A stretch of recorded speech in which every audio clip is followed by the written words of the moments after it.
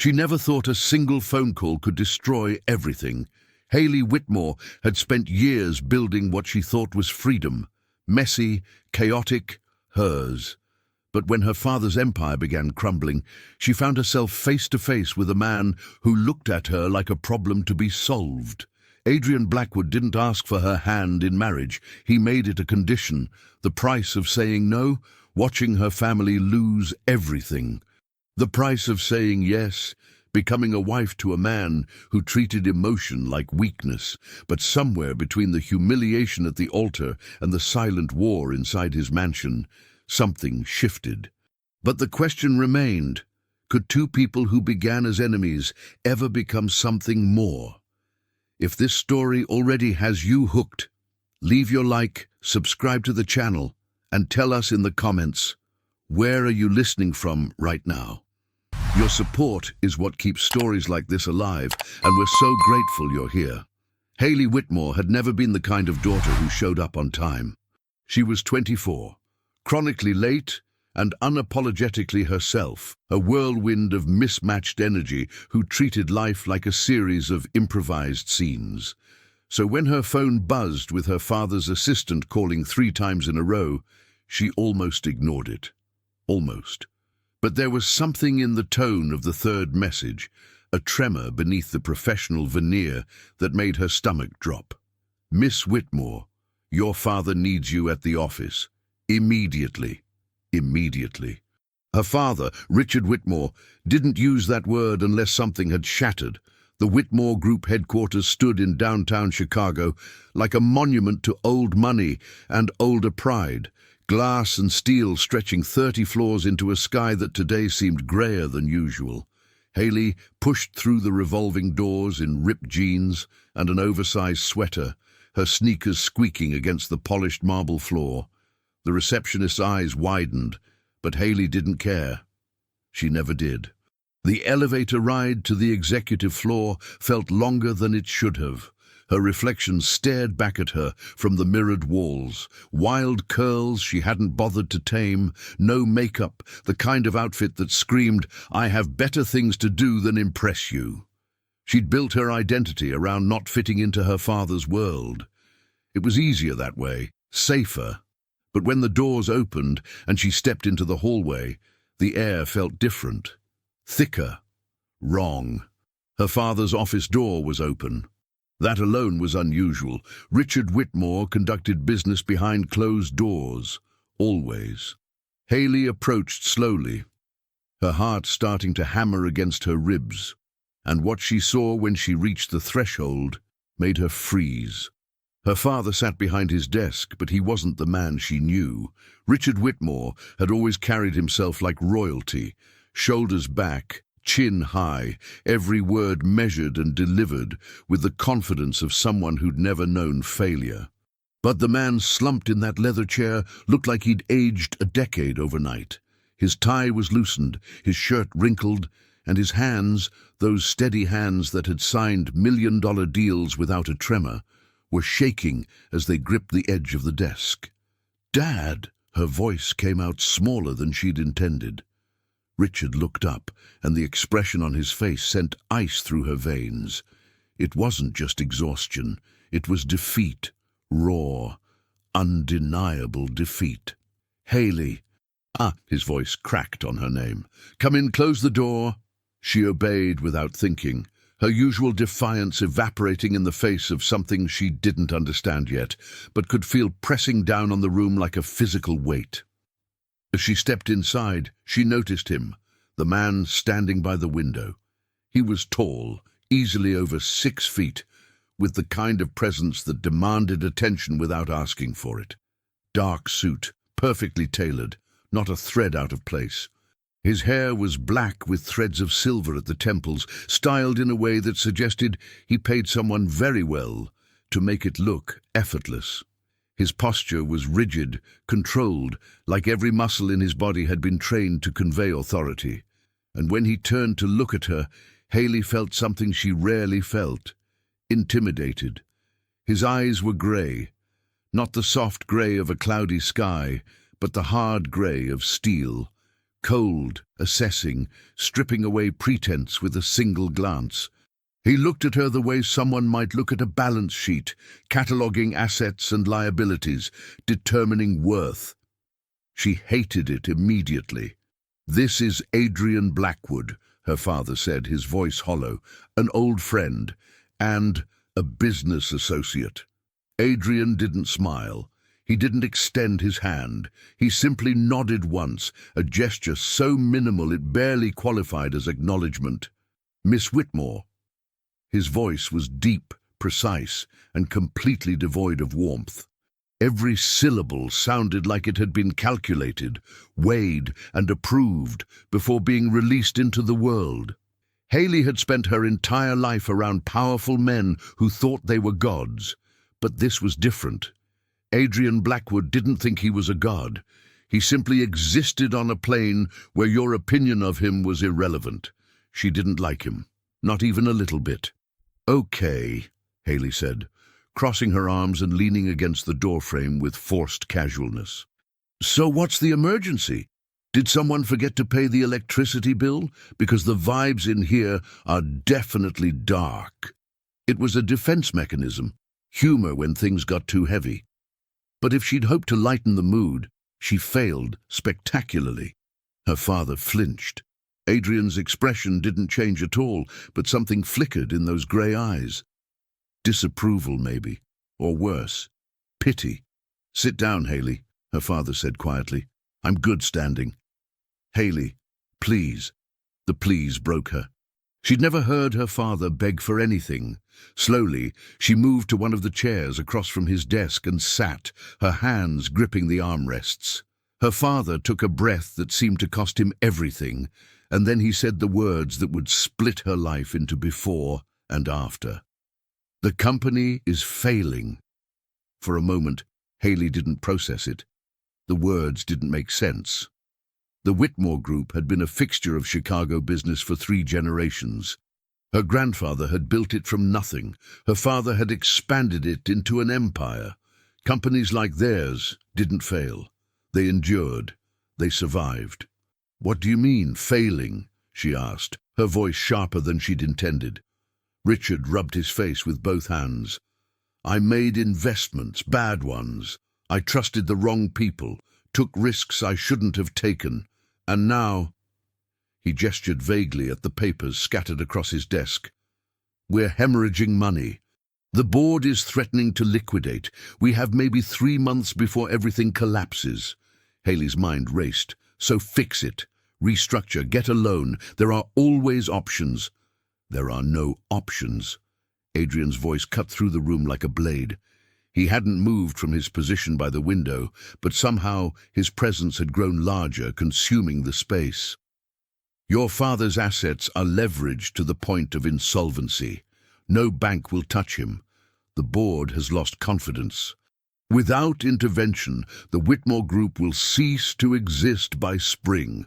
The certainty in his tone made her skin crawl. "And you're here because I can save it." Haley laughed. She couldn't help it, a sharp, bitter sound that echoed in the too quiet office. "Oh, here we go. The White Knight rides in to rescue the damsel in distress. Let me guess. You want to buy the company for pennies on the dollar and strip it for parts?" Adrian's jaw tightened almost imperceptibly. It was the first crack in his armor, and Haley took a savage satisfaction in it, but when he spoke, his voice remained infuriatingly calm. "I'm offering a merger. Blackwood Industries and the Whitmore Group would combine resources, stabilize operations, and preserve your family's legacy. Your father would retain a leadership position. The Whitmore name would continue." "How generous," Haley shot back. "And what do you get out of this act of charity?" "Access to markets my company hasn't penetrated. Your father's reputation still carries weight in certain circles. It's mutually beneficial." He said it like he was discussing the weather, like her father's entire life's work was just another line item in a spreadsheet. Haley felt rage building in her chest, hot and sharp. "So do it," she said. "Merge the companies. I don't see what this has to do with me." "Do." The silence that followed was suffocating. Her father wouldn't meet her eyes. Adrian watched her with that same unreadable expression, and Haley realized with growing dread that she'd missed something crucial. "There's a clause," her father finally said, his voice barely above a whisper. "In my father's will, the company can only be transferred or merged if it remains within the family. Blood or marriage." Haley's heart stopped. "No. Haley. No. No. Absolutely not. You can't be serious." But the look on her father's face told her he was completely, devastatingly serious. She turned to Adrian, searching for some sign that this was a joke, a test, anything but what it seemed to be. But Adrian Blackwood didn't look like a man who made jokes. "You're suggesting," she said slowly, each word feeling like broken glass in her mouth, "that I marry him. A complete stranger. To save a company." "Not a stranger," her father interjected weakly. "Adrian and I have known each other for years. I don't know him." Haley was on her feet now, her voice rising. "I don't know anything about him except that he looks at people like they're investments, and apparently thinks buying a wife is a reasonable business strategy." "Miss Whitmore," Adrian's voice cut through her panic with surgical precision. "I understand this is overwhelming, but emotional reactions won't change the facts. Your father's company will fail without this merger. The merger cannot happen without satisfying the family clause. This is the solution. This is insane. This is business." Haley stared at him, this man who spoke about marriage like it was a contract negotiation, and she felt something crack inside her. "I'm 24 years old. I have a life. I have plans. I have a—" She stopped herself, but Adrian's eyes sharpened. "A boyfriend?" The way he said it made it sound insignificant, disposable. Haley's hands clenched into fists. "That's none of your business. It is, if it's going to be an obstacle. Everything about this is an obstacle." She whirled toward her father. "Dad, you can't actually expect me to do this. Tell me you're not asking me to give up everything for a company that's already dying." Richard Whitmore looked at his daughter, and for the first time in her life, Haley saw her father cry. Tears slipped down his weathered cheeks as he stood, his movements slow and painful, like he'd been physically beaten. "I built this company with my own hands," he said, his voice breaking. "I watched my father build it before me.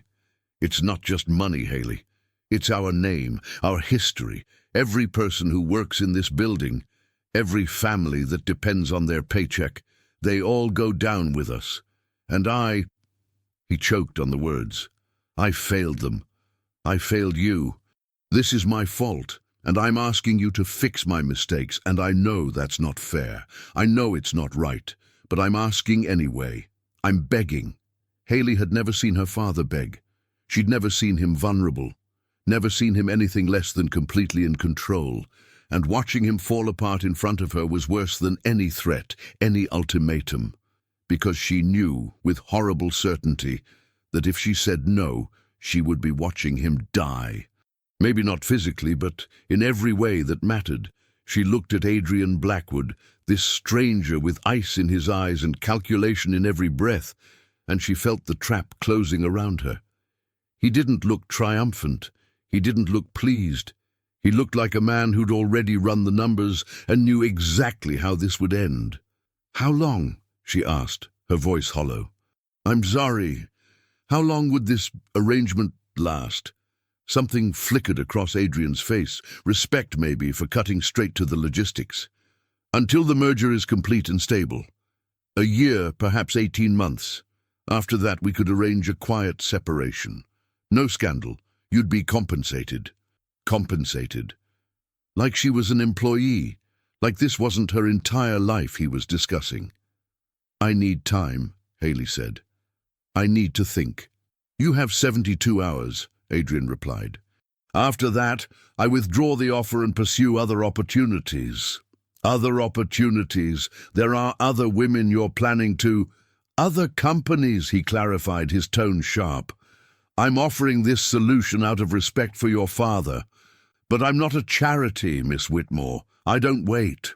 And there it was. The ultimatum wrapped in courtesy: save her father's legacy and surrender her freedom, or watch everything burn and live with the guilt forever. Haley looked between the two men. Her father, broken and desperate; Adrian, unmoved and certain, and she felt the weight of a choice she never wanted pressing down on her shoulders. The office suddenly felt too small, the air too thin, and she needed to get out before she shattered completely. "I'll give you my answer in 3 days," she said, moving toward the door. "Haley," her father started. "3 days," she repeated, not looking back. She made it to the elevator before the tears came, and as the doors closed, and she descended away from that office, away from that cold-eyed stranger who just offered to buy her like a piece of property, one thought echoed in her mind with devastating clarity. What kind of man treats marriage like a business merger? And what kind of daughter says yes? Haley didn't go home. She couldn't. The thought of sitting alone in her apartment, staring at walls that suddenly felt like they were closing in, was unbearable. Instead, she drove. Nowhere specific, just away. Through streets she'd known her entire life that now felt foreign, past buildings that had always been landmarks and now looked like monuments to a world she was about to lose. Her phone buzzed relentlessly in her bag. Her father, his assistant, even a number she didn't recognize that she suspected was Adrian Blackwood, because of course a man like that would have her contact information without asking. She ignored them all. By the time she finally returned to her apartment, the sky had darkened to that particular shade of grey that Chicago wore like a uniform in late autumn. She climbed the 3 flights of stairs to her door, each step feeling heavier than the last. And the moment she was inside, she collapsed onto her couch and let herself feel everything she'd been holding back. Terror, rage, a grief so profound it felt like something inside her had died. She'd spent her entire adult life fighting to be anything other than Richard Whitmore's daughter. She'd chosen art history over business. She'd moved into a modest apartment instead of the penthouse her father offered. She'd dated Dylan, sweet, uncomplicated Dylan who worked at a record store and didn't care about stock portfolios or board meetings. Every choice had been a declaration. I am not you. I am not this world. And now that world was swallowing her whole. The 72 hours passed in a blur of sleepless nights and conversations that went nowhere. Her father called daily, his voice growing more desperate each time. He didn't pressure her directly. He didn't have to. Every silence between his words screamed the truth. Without her, everything ended. On the 3rd morning, Haley woke to find a package outside her door. Inside was a folder, unmarked except for her name written in precise, angular handwriting that could only belong to one person. She opened it with shaking hands. The first document was the merger proposal, dense legal language that transformed human lives into clauses and stipulations. But it was the second document that made her blood run cold. Marital agreement, terms and conditions. Haley read it once, then again, then a 3rd time, hoping the words would somehow rearrange themselves into something less horrifying. They didn't. The agreement laid out everything with surgical precision. The marriage would be classified as a strategic alliance. Duration, minimum 18 months, extendable if business circumstances required. Living arrangements, cohabitation in Adrian's primary residence to maintain appearances. Public behavior, required attendance at social functions, maintenance of appropriate spousal conduct in professional settings. And then, buried in Section 7, subsection 3, the clause that made her stomach turn. To consolidate the merger and satisfy legacy succession requirements, the union must produce a legal heir within the first 2 years of marriage. Haley dropped the papers like they'd burned her. An heir. He wanted her to have his child. Not because he wanted to be a father, not because they loved each other, but because it was a box to check on his corporate roadmap. She was going to be sick. Her phone rang. Her father again. This time she answered, "Haley, sweetheart, I know you're scared. Did you know?" Her voice came out sharper than she'd intended. "About the heir clause?" The silence on the other end told her everything. "Dad, did you know?" "Adrian mentioned it might be necessary," Richard said carefully. "For the merger to be truly secure, for the board to accept it long term, there would need to be continuity. A clear line of succession that ties both families together. A child." The word tasted like ash. "You're asking me to have a child with a stranger to save your company." "Haley, please understand. I'm 24. The tears came now, hot and furious. "I'm not ready to be a mother. I don't even know if I want kids, and you're asking me to do this like it's just another item on a to-do list." "I know," her father said, and his voice broke. "I know what I'm asking. I know it's unforgivable. But Haley, if this company fails, it's not just me. It's 300 employees. It's families who depend on us. It's everything my father built, everything I promised to protect. And I failed. The only thing I can do now is ask you to save what I destroyed." Haley wanted to scream. She wanted to throw the phone across the room, but beneath the rage was something worse. The horrible, crushing weight of responsibility she'd never asked for but couldn't escape. "I need to talk to him," she said finally. "To Adrian. If I'm going to even consider this insanity, I need to look him in the eye and hear him say it.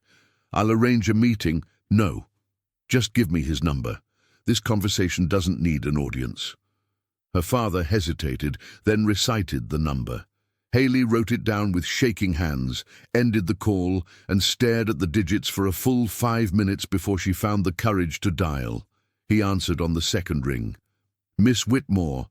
No greeting, no pleasantries, just her name, spoken in that same controlled tone that made her feel like a problem to be managed. "I read your contract," Haley said, skipping any pretense of civility. "The part about an heir.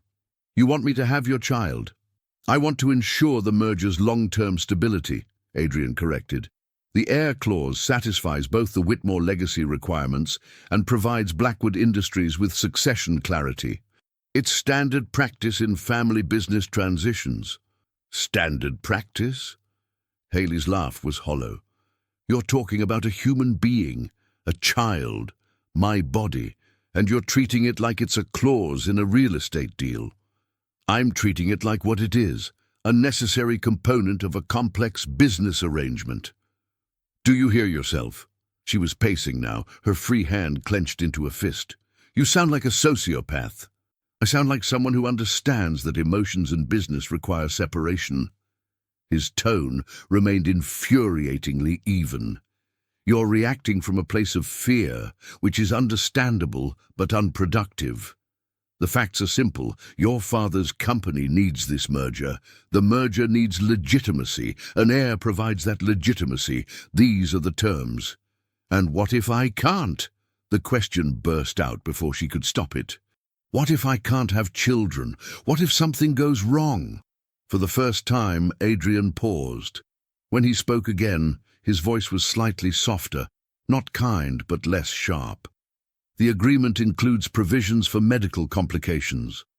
If natural conception proves impossible or inadvisable, alternative methods would be explored. IVF, surrogacy, whatever is necessary and medically appropriate. IVF." He'd actually thought this through, mapped out contingencies for her reproductive system like it was a supply chain problem. "I want to meet," Haley said abruptly, "in person, not at my father's office, somewhere neutral." "When?" "Today, now. There's a coffee shop on Madison between State and Wabash. Metric Coffee, 1 hour. I'll be there." He ended the call without saying goodbye. Haley stood in the middle of her apartment, phone still pressed to her ear, and wondered if she'd just made a terrible mistake. Metric Coffee was deliberately chosen. Busy enough that they wouldn't be completely alone, casual enough that it didn't feel like a business meeting. Haley arrived first, ordering a coffee she didn't want and claiming a table in the back corner. She'd dressed carefully. Jeans, a simple sweater, her hair pulled back. She wanted to look like herself, not like she was trying to impress him. Adrian arrived exactly on time, and somehow she'd forgotten how imposing he was. In the corporate setting of her father's office, he'd fit. Here, surrounded by students and freelancers and normal people living normal lives, he looked almost absurd, too polished, too controlled, like he'd stepped out of a different reality entirely. He ordered black coffee, of course he did, and sat across from her without preamble. "You wanted to talk." Haley wrapped her hands around her cup, needing something to hold on to. "I need to understand something." "Why me? I'm sure there are plenty of women who would jump at the chance to marry a rich CEO. Why go through all this with someone who clearly doesn't want anything to do with you?" Adrian studied her with those grey eyes that seemed to see too much.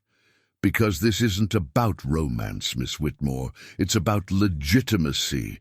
If I married someone outside your family, it wouldn't satisfy the merger requirements.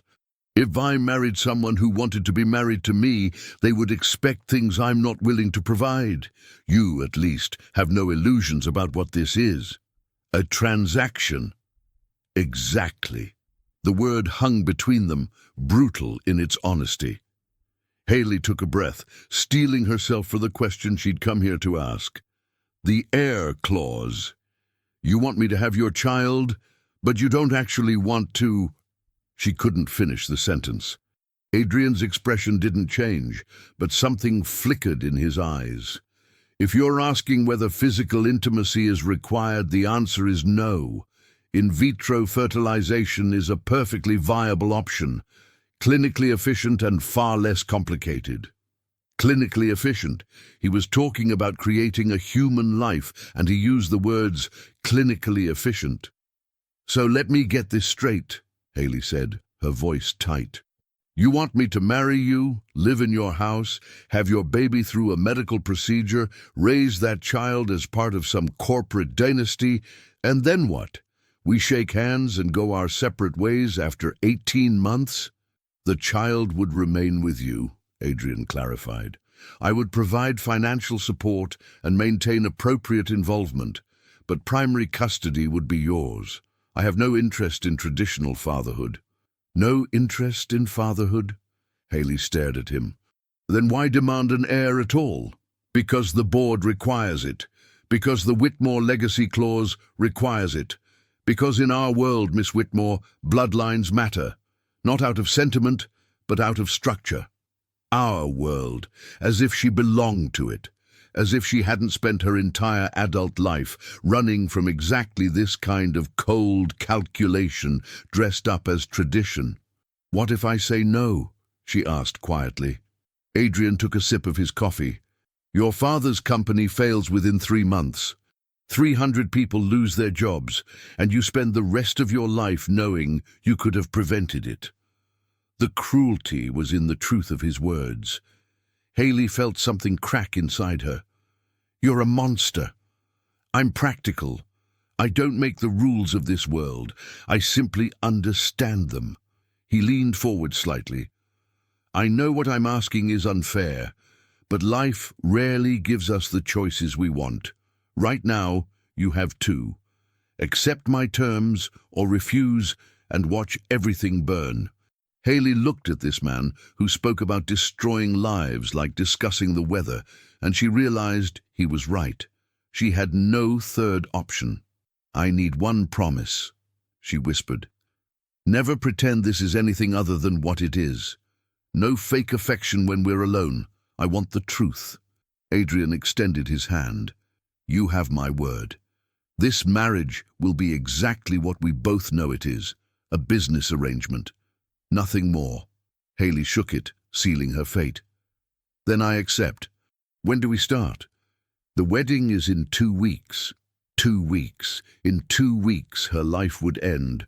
The 2 weeks before the wedding passed in a strange, disorienting blur, like watching her life happen to someone else. Haley moved through the motions mechanically. Dress fittings she didn't care about, meetings with wedding planners who spoke in excited tones about the event of the season, photographers who wanted to capture the magic of a union that had no magic to capture. Adrian was absent for most of it. He sent his assistant, a sharp-eyed woman named Nora Chen, who treated the wedding like a military operation. Nora provided lists, schedules, instructions. She never asked Haley's opinion on flowers or music or any of the details that were supposed to matter. It was clear that this wedding had been designed long before Haley agreed to it. She was just the final piece being fitted into a picture someone else had already painted. The only time Adrian appeared in person was for the legal paperwork. They met in a conference room at his attorney's office, a space so aggressively corporate it made Haley's skin crawl. Floor-to-ceiling windows overlooked the Chicago skyline, but somehow the view felt cold, distant, like looking at a photograph instead of reality. Adrian was already there when she arrived, seated at the head of a long glass table, flanked by two attorneys who looked like they'd been bred in the same laboratory that produced him. "Miss Whitmore," he said, standing briefly in acknowledgement before gesturing to the chair across from him. "Thank you for being punctual." Haley sat, her hands clenched in her lap. She'd worn jeans again, deliberately casual, a small act of rebellion against the formality suffocating her. Adrian noticed. His eyes flicked down to her outfit for a fraction of a second, but he said nothing. One of the attorneys, a man with silver hair and a face like carved granite, slid a stack of documents across the table. "These are the final contracts. The prenuptial agreement, the merger documents, and the succession clause addendum. We need signatures on all three before the ceremony." Haley pulled the papers toward her, her eyes scanning the dense text. Most of it was incomprehensible legal jargon, but certain phrases leaped out at her like warning signs. Irrevocable commitment, biological heir requirement, termination conditions. She stopped on page 12. Read it once, then again, then looked up at Adrian with something cold forming in her chest. "This section," she said quietly, "about the heir. It says, conception must occur within the first year of marriage, with birth expected within the standard gestational period thereafter." "Oh, that's specific." "It needs to be specific," Adrian replied, his tone betraying nothing. "The board requires proof of commitment to the merger. A timeline provides that proof." "A timeline?" Haley's laugh was hollow. "You're putting a deadline on when I need to get pregnant." "When we need to initiate the process," Adrian corrected. "As we discussed, if you prefer clinical methods, we can begin IVF proceedings immediately after the wedding. The timeline allows for multiple attempts if necessary." The attorney interjected smoothly. "The contract also includes provisions for medical complications, fertility challenges, or any circumstances beyond reasonable control. You're protected legally if—" "Protected?" Haley interrupted, her voice rising. "You're talking about my body like it's a factory with production quotas. What if I can't? What if the IVF doesn't work? What if I have a miscarriage? What happens to your precious timeline then?" For the first time, she saw something flicker across Adrian's face. Not quite emotion, but perhaps a distant recognition that he was discussing something that mattered. He leaned forward slightly, his hands folded on the table with calculated precision. "Miss Whitmore, I understand this is difficult, but these provisions exist to protect both parties. If medical complications arise, the contract adjusts. We're not monsters." He paused. "We're simply ensuring that everyone understands the expectations from the beginning. Clarity prevents conflict." "Clarity," Haley repeated bitterly. She looked back down at the contract, her eyes catching on another section. "And this part. The marriage will be conducted with appropriate public affection and private discretion." "But what does that mean?" The second attorney, a woman with sharp features and sharper eyes, answered this time. "It means that in public settings, social events, business functions, any situation where you're representing the merged companies, You'll need to present as a united couple, appropriate physical contact, supportive behavior, the appearance of a genuine relationship. The appearance, Haley said slowly. But in private, Adrian said, his voice dropping slightly, we maintain the boundaries we established. Separate bedrooms, separate lives, professional courtesy without the pretense of intimacy. Except for the baby. The words came out sharp, cutting. We're supposed to create a child together while maintaining separate lives. That's what the IVF is for, Adrian replied, and the clinical detachment in his voice made Haley want to scream. Medical science allows us to fulfill the requirement without complicating the personal dynamic. It's efficient. There was that word again. Efficient. As if they were discussing a shipping route instead of bringing a human life into existence. Haley pushed back from the table, suddenly desperate for air, for space, for anything that didn't feel like the walls were closing in. She walked to the window, pressing her palms against the cold glass, staring down at the city below where normal people were living normal lives, falling in love because they wanted to, having children because they chose to, not because a board of directors required it. I need you to explain something to me, she said, without turning around. Why go through all this? The marriage, the heir, this entire elaborate charade. If you just need to merge the companies, there have to be other ways. Legal loopholes, restructuring options, something that doesn't involve this. She heard Adrian stand, heard his footsteps approach until he was standing a few feet behind her, close enough that she could feel his presence, far enough that they weren't touching. The Whitmore legacy clause is ironclad, he said. Your grandfather wrote it specifically to prevent hostile takeovers or corporate raiders from destroying what he built. The company can only pass to family, blood or marriage. Without that connection, any merger attempt would be blocked by the board and likely challenged in court for years. By the time it resolved, there would be nothing left to save. So you're doing this out of the goodness of your heart. Haley turned to face him, and she was startled to find him closer than she'd realized. Close enough to see the fine lines at the corners of his eyes, the precise way his tie was knotted, the complete absence of warmth in his expression. I'm doing this because it's an advantageous business move, Adrian said bluntly. Your father's company has assets I want. The Whitmore name still carries weight in certain markets. And yes, there's a personal element. Your father and I have history, and I prefer not to watch him destroy himself if it can be avoided. But make no mistake, Miss Whitmore, this is a transaction. I gain access to resources I need. You save your family from ruin. The heir ensures both parties are invested in making it work. Everyone benefits. Everyone benefits, Haley repeated, her voice hollow. Except the child. Did you think about that? About what it's like to grow up knowing you only exist because you were a clause in a contract? Something shifted in Adrian's expression, so subtle she almost missed it. A tightening around his eyes, a barely perceptible tension in his jaw. For a moment, she thought he might actually respond with something real, something human, but then the mask slid back into place, smooth and impenetrable. The child will be provided for, he said. Financially, educationally, socially, they will want for nothing, except parents who actually wanted them. Many children are born into worse circumstances. The coldness of it took her breath away. Haley turned back to the window, unable to look at him anymore. Behind her, she heard him return to the table, heard the rustle of papers being organized. The contracts need to be signed today, Adrian said, his voice returning to business mode.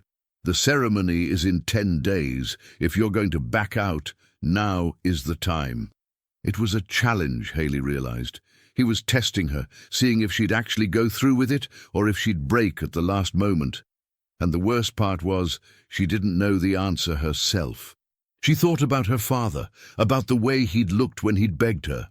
She thought about the 300 employees who had no idea their livelihoods depended on her decision. She thought about the Whitmore name, A legacy she'd spent her whole life trying to escape but couldn't quite let die. And she thought about the child, the hypothetical heir who didn't exist yet, but whose entire purpose had already been decided. Would they hate her for bringing them into this? Would they understand that she'd had no choice? Or would they grow up in Adrian's cold, calculated world and become just like him? Efficient, detached, treating people like assets on a spreadsheet. "Miss Whitmore." Adrian's voice cut through her spiraling thoughts.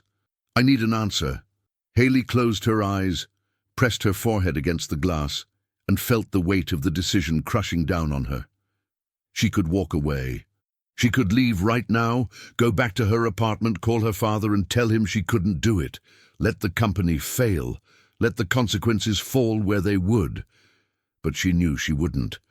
Because beneath all the fear and anger and revulsion at what she was agreeing to, there was a bone-deep certainty that if she walked away now, she would never forgive herself. The guilt would eat her alive. She turned around, walked back to the table, and picked up the pen the attorney offered her. "Where do I sign?" Over the next 20 minutes, Haley signed her name so many times it stopped feeling like her signature. Each stroke of the pen felt like another piece of herself being filed away, archived, made official. The prenuptial agreement that ensured she'd get nothing if she violated the terms, the merger documents that bound her family's company to Adrian's empire. And finally, the succession clause, the part that made her stomach turn, that reduced the possibility of a child to bullet points and timelines. When it was done, one of the attorneys gathered the documents, murmured something about filing them with the appropriate offices, and left. The other attorney followed, and then it was just Haley and Adrian, alone in that cold conference room with the weight of what they'd just agreed to hanging between them. "There's one more thing," Adrian said, reaching into his jacket pocket. He pulled out a small velvet box and set it on the table between them. Haley stared at it like it might explode. "What is that?" "An engagement ring. For appearances." He opened the box, revealing a diamond so large it looked obscene. The stone caught the light from the windows, throwing fractured rainbows across the glass table. "I don't want it," Haley said immediately. "It's not about want, it's about what's expected." Adrian picked up the ring, holding it between his thumb and forefinger like it was a piece of evidence. "People will ask questions if you're not wearing one. We need to present a unified front." "A unified front," Haley repeated, and suddenly she was angry, furious actually, in a way that burned through the numbness she'd been feeling. "You want me to wear a symbol of love and commitment when we both know this is a business transaction? You want me to smile and pretend this ring means something when you just made me sign contracts about reproductive timelines?" "I want you to play your part," Adrian said, his voice hardening. "You agreed to this arrangement. That includes maintaining appearances." "Fine." Haley held out her left hand, palm down, fingers spread. "Put it on." Adrian hesitated for the first time since she'd met him. It was barely a pause, hardly noticeable, but it was there. A flicker of something that might have been discomfort. But then he stepped forward, took her hand in his, and slid the ring onto her finger. His touch was brief, impersonal, and somehow that made it worse. This was supposed to be a moment. In any other universe, in any other version of her life, having someone put an engagement ring on her finger would have meant something. It would have been about love, about promise, about choosing each other. Instead, it was a prop, a necessary accessory for the performance they were about to give. The ring was heavy. Too heavy. It felt wrong on her hand, foreign, like it belonged to someone else's life. Adrian released her hand and stepped back, his expression unreadable. "The wedding is scheduled for Saturday afternoon at Holy Name Cathedral. 200 guests. The reception will be at the Peninsula Hotel. Nora will provide you with all the details." 200 people, Haley said faintly, watching us lie. "Watching us fulfill a commitment." Adrian's voice was flat. "I suggest you practice whatever expression you plan to wear. Misery doesn't photograph well." And with that, he walked out, leaving Haley alone in the conference room, with a diamond on her finger that felt like a shackle, and a future stretching ahead of her that looked like a prison sentence. She stood there for a long time after he left, staring at the ring, watching the way it caught the light, beautiful and empty, perfect and meaningless, just like the marriage it represented. Haley sat in her car in the parking garage for 20 minutes after leaving the attorney's office, staring at the ring on her finger like it was evidence of a crime. The diamond caught the fluorescent lights overhead, throwing cold sparks across the dashboard. She twisted it around her finger once, twice, 3 times, and each rotation felt like another layer of her old life being stripped away. She needed to talk to someone who knew her, really knew her. Not the version of Haley Whitmore that existed in boardrooms and merger documents, but the real her, the messy, impulsive, sometimes reckless girl who'd spent the last 3 years trying to build a life that had nothing to do with corporate empires and family legacies. She needed Dylan. Dylan Carter had been her escape for the past 1.5 years. He worked at a vintage record store in Wicker Park, played guitar in a band that would never quite make it, and had absolutely no interest in the world Haley came from. He didn't care that she was a Whitmore. He didn't ask about her father's company or her family's money. With Dylan, she could just be Haley, the girl who liked trashy reality TV and spontaneous road trips, and didn't have to worry about maintaining appearances. Or at least, that's what she'd told herself. She pulled out her phone, her hands shaking slightly as she found his number. They'd talked 3 days ago, before everything imploded. He'd been complaining about his manager, making plans for them to catch a show at the Empty Bottle that weekend. Normal, easy, uncomplicated, everything her life used to be. The phone rang 4 times before he answered. "Hey, babe." Dylan's voice was casual, distracted. She could hear music in the background, probably the store's sound system. "What's up?" For a moment, Haley couldn't speak. The words she needed to say felt impossible, too big to fit through her throat. How did you tell someone that you were getting married to another man in 10 days?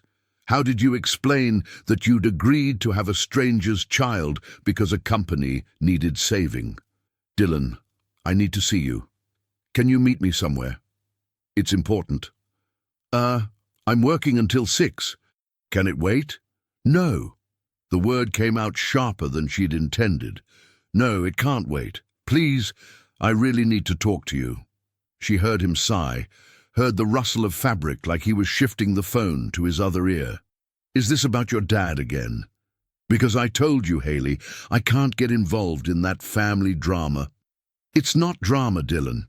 It's my life falling apart." Her voice cracked on the last word. "Please, can you take a break?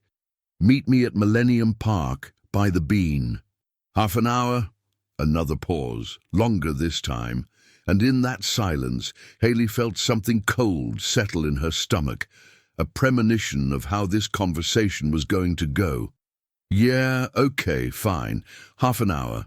He hung up without saying goodbye. Haley drove to Millennium Park on autopilot, her mind spinning through 1,000 different ways to explain what was happening. But every version she rehearsed sounded insane. Every possible explanation made her sound like she'd lost her mind or sold her soul, or both.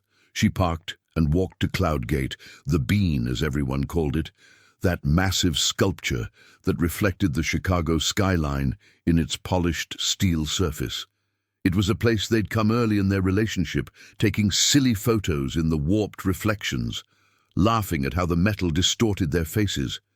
It had felt safe then, easy. Nothing felt easy now. Dylan arrived 10 minutes late, walking up with his hands shoved in the pockets of his worn leather jacket. He was handsome in that careless way some men were. Messy dark hair, perpetual stubble, the kind of face that looked good without trying.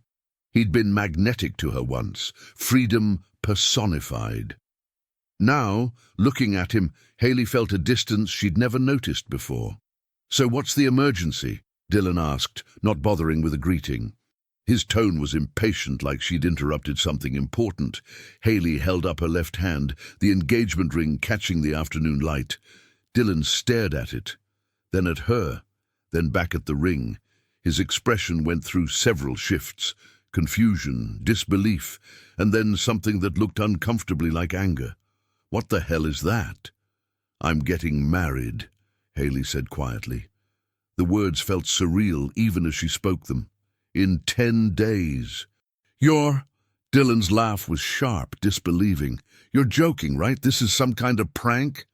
"I wish it was."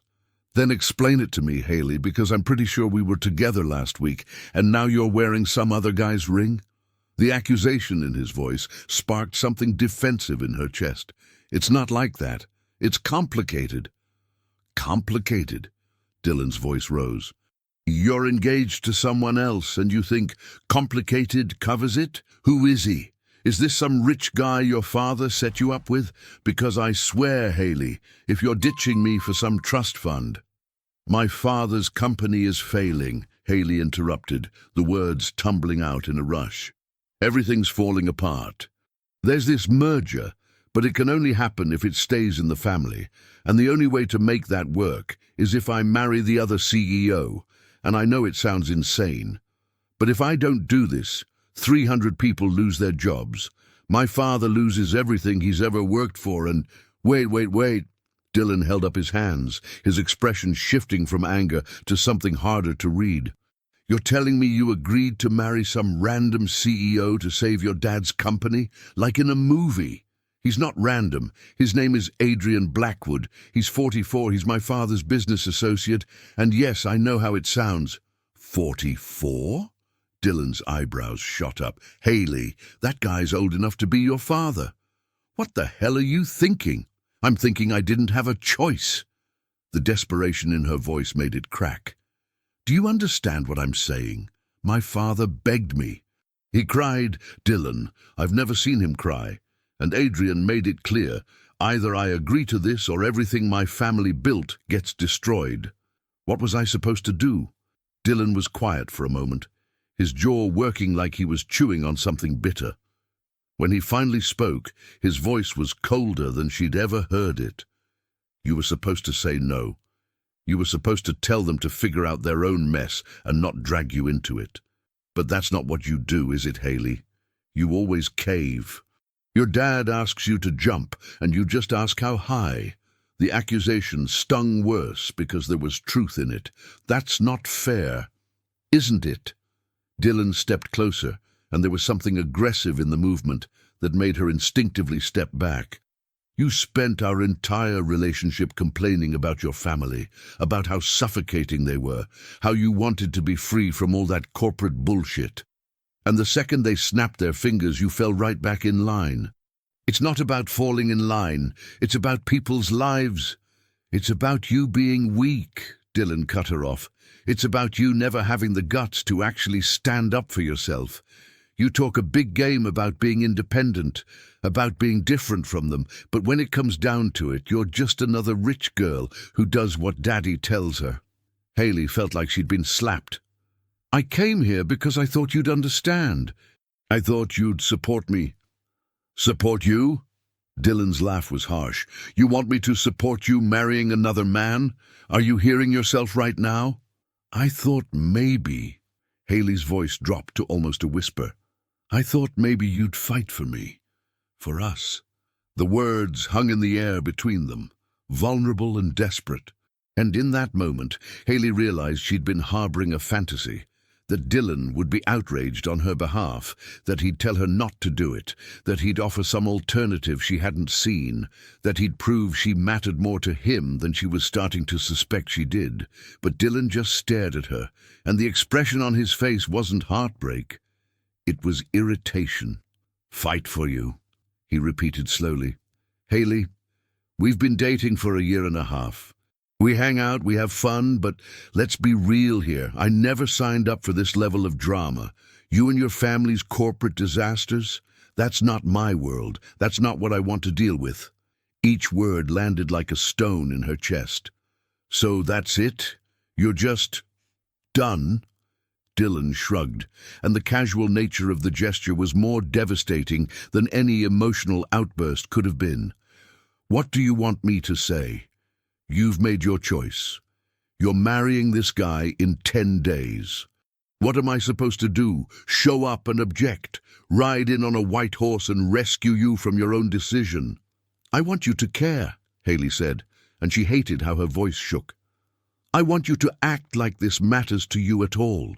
"Of course it matters," Dylan said, but his tone suggested otherwise. "But come on, Haley, you're choosing money and status over us. You're picking your family's company over what we had. What am I supposed to do with that?"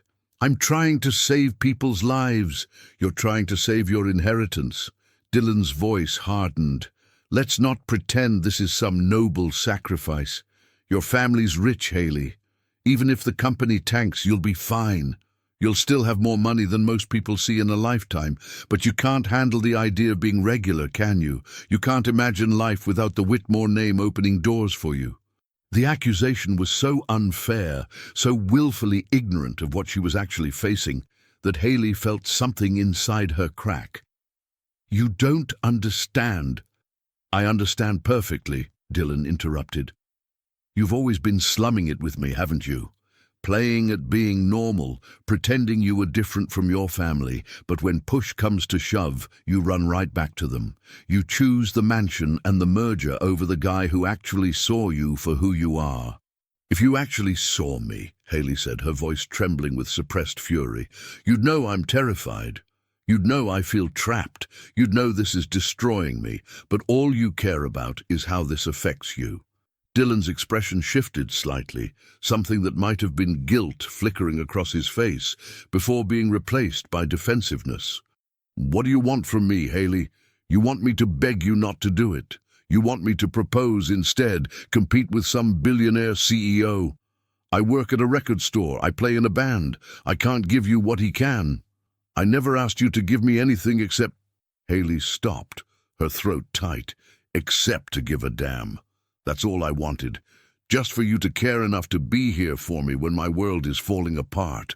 "I am here," Dylan said, but even he didn't sound convinced. They stood there in the shadow of the bean, the city reflected in warped chrome behind them, and Haley felt the last remnants of her illusion crumbling.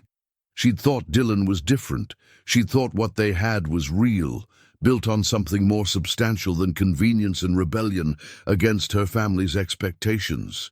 But looking at him now, at the way he shifted his weight impatiently, the way his eyes kept darting away from hers, the way he seemed more annoyed than heartbroken, she realized the truth she'd been avoiding for months.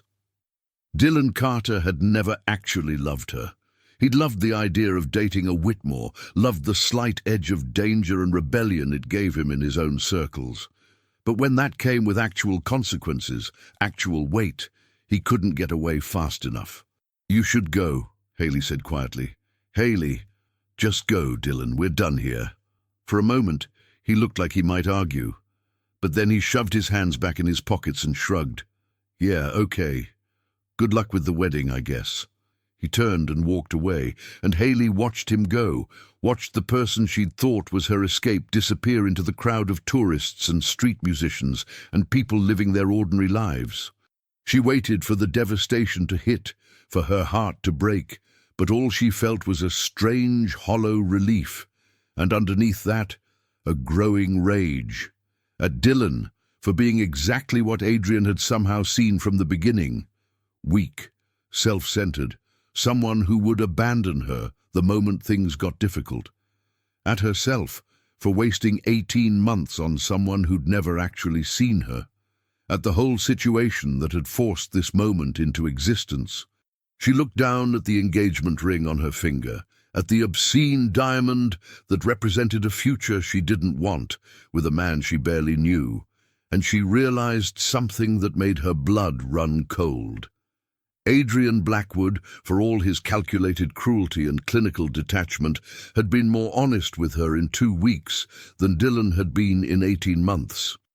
At least Adrian had never pretended to be something he wasn't. The morning of the wedding arrived like an execution date. Haley woke in her childhood bedroom.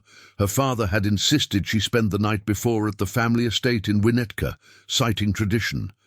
And for a disorienting moment, she forgot what day it was. Then she saw the wedding dress hanging on the back of the door, a ghost in ivory silk, and reality crashed down on her like a physical weight. In 6 hours, she would walk down the aisle of Holy Name Cathedral. In 6 hours, she would become Mrs. Adrian Blackwood. In 6 hours, her life as she knew it would officially end. She couldn't breathe. The house was already chaos. Stylists had arrived at dawn, transforming the East Wing into a makeshift salon. Haley could hear her mother's voice drifting up from downstairs, bright and artificial, directing staff with the kind of manic energy that came from pretending everything was fine when it absolutely wasn't. Catherine Whitmore had embraced the wedding with disturbing enthusiasm, perhaps because focusing on flower arrangements and seating charts meant she didn't have to acknowledge what this marriage actually was. A knock on the door made Haley flinch. "Come in," she called, her voice hoarse from unshed tears. Nora Chen entered, impeccably dressed as always, carrying a garment bag and a leather portfolio. She'd been Adrian's representative throughout this entire process, appearing at random intervals to deliver instructions, coordinate schedules, and ensure Haley was playing her part correctly. They'd never had a personal conversation. Everything was business. "Good morning, Miss Whitmore," Nora said, her tone briskly professional. "I'm here to go over the final timeline and address any last-minute concerns." Haley almost laughed. Last-minute concerns. As if her concerns could be addressed with a revised schedule or a different flower arrangement. "I'm fine," Haley lied. Nora's sharp eyes assessed her with the kind of efficiency that missed nothing. "You look pale. Have you eaten?" "I'm not hungry." "You need to eat something. The ceremony is at 2 o'clock, the reception immediately following. You won't have a real opportunity for a meal until after 7. I'll have someone bring up toast and fruit." "I said I'm not—" "It wasn't a suggestion, Miss Whitmore." Nora's voice remained polite but firm. "Mr. Blackwood has asked me to ensure you're prepared and presentable. Fainting at the altar would be unfortunate for everyone involved." Mr. Blackwood. Not Adrian. Not even your fiancé. The clinical distance in how Nora referred to him somehow made everything worse. Nora consulted her portfolio, flipping through pages with practiced efficiency. "The car will arrive at 1:15 to transport you to the cathedral. Your father will meet you there. Mr. Blackwood is already at the venue overseeing final preparations. The ceremony will last approximately 30 minutes, followed by a 30-minute photo session. The reception—" "Does he do this often?" Haley interrupted. Nora paused, her pen hovering over the timeline. "I'm sorry?" "Adrian. Does he do this often? Arrange marriages like business deals? Am I the first, or is this standard operating procedure for him?" Something flickered in Nora's expression. Surprise, maybe, or possibly discomfort. For a moment, the professional mask slipped, and Haley glimpsed something almost human underneath. "Mr. Blackwood has never been married," Nora said carefully. "This arrangement is unique." "Unique," Haley laughed bitterly. "That's one word for it." Nora closed the portfolio, and when she spoke again, her voice was quieter, almost gentle.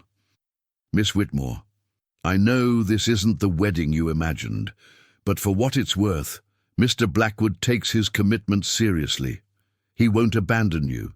He won't humiliate you. Whatever else this marriage is, it will be stable. Stable. Not happy, not loving, just stable. Like a well-managed investment portfolio." "That's supposed to comfort me?" Haley asked. Nora didn't answer. She simply gathered her materials, murmured something about the car arriving soon, and left. Alone again, Haley stared at the wedding dress. It was beautiful, objectively, custom-designed by some famous designer her mother had insisted on. Hand-beaded lace over silk, the kind of gown that cost more than most people earned in a year. It should have been everything a bride dreamed of. Instead, it looked like a costume for a role she didn't want to play. The hours crawled by in a blur of hairstyling and makeup application, and her mother's increasingly frantic attempts to create the perfect bridal moment. Catherine kept taking photos, kept gushing about how beautiful everything was, kept acting like this was a normal wedding and not a corporate transaction disguised in white lace. By 1 o'clock, Haley was dressed, styled, and staring at her reflection like she was looking at a stranger. The woman in the mirror was flawless, hair swept into an elegant updo, makeup highlighting features she barely recognized. The dress transforming her into some idealized version of bridal perfection. But her eyes were dead, flat and empty, like something vital had been carved out and replaced with resignation. "The car's here, darling," her mother called from the hallway, her voice unnaturally bright. "Time to go make history. Make history." Catherine actually said that, like this was something to celebrate rather than mourn. Haley gathered the train of her dress, descended the stairs with careful steps, and walked toward the front door where the town car waited. Her mother fussed with her veil. Her father stood nearby, looking simultaneously proud and guilty, and Nora hovered in the background, ensuring everything proceeded according to schedule. And then, in the moment before stepping outside, Haley's phone buzzed in the small clutch purse someone had given her. She almost ignored it. But something, instinct, desperation, a last gasp of her old life, made her check. One text message. From Dylan. "I'm sorry about yesterday. Can we talk? I'm at the usual spot." The usual spot. The parking lot behind his apartment in Wicker Park, where they used to meet when she'd sneak away from family obligations. Where they'd sit on the hood of his car and talk for hours about nothing important. Where everything had felt simple. Haley stared at the message, her heart suddenly hammering against her ribs. He'd reached out. After walking away yesterday, after abandoning her when she needed him most, he was reaching out. Maybe he'd changed his mind. Maybe he'd realized what they were losing. Maybe... "Haley?" Her father's voice cut through her spiraling thoughts. "The car's waiting." She looked up at him, at this man who'd built an empire and then asked her to sacrifice everything to save it. She looked at her mother, already halfway out the door. At Nora, checking her watch with barely concealed impatience. And she made a decision that was probably the worst mistake of her life. "I need 5 minutes," Haley said, her voice surprisingly steady. "I forgot something. I'll be right back." "Haley, we don't have time." Her mother started. 5 minutes! Haley was already moving, gathering her dress, heading not toward the front door but toward the garage where her car was parked. I need to grab something. Start without me. I'll meet you there." "Haley Whitmore, you get back here this instant." Catherine's voice rose in pitch, verging on hysteria, but Haley was already in her car, still wearing her wedding dress. The train crumpled in the passenger seat, her veil askew. She started the engine, her hands shaking so badly she could barely grip the steering wheel. This was insane. This was beyond insane. She was running away from her own wedding in a custom gown that cost more than a semester of college, speeding toward a man who'd already proven he didn't actually care about her, chasing some fantasy that Dylan would have magically transformed into her savior overnight. But she couldn't stop herself. Because the alternative, walking into that cathedral, standing across from Adrian Blackwood and speaking vows that meant nothing, felt like death. And Dylan's text message, pathetic as it was, felt like a lifeline. The drive to Wicker Park took 20 minutes that felt like both seconds and hours. Haley's phone exploded with calls. Her mother, her father, Nora, numbers she didn't recognize that were probably from the wedding venue. She ignored them all. Her entire focus narrowed to getting to Dylan, to hearing whatever he needed to say, to finding some miraculous escape from the trap closing around her. She found him in the parking lot, exactly where he said he'd be, leaning against his beat-up Honda Civic. He was dressed casually, jeans, a flannel shirt, his usual careless style. When he saw her car pull up, saw her emerge in full bridal regalia, his eyes went wide. "Holy shit, Haley. Is that your wedding dress?"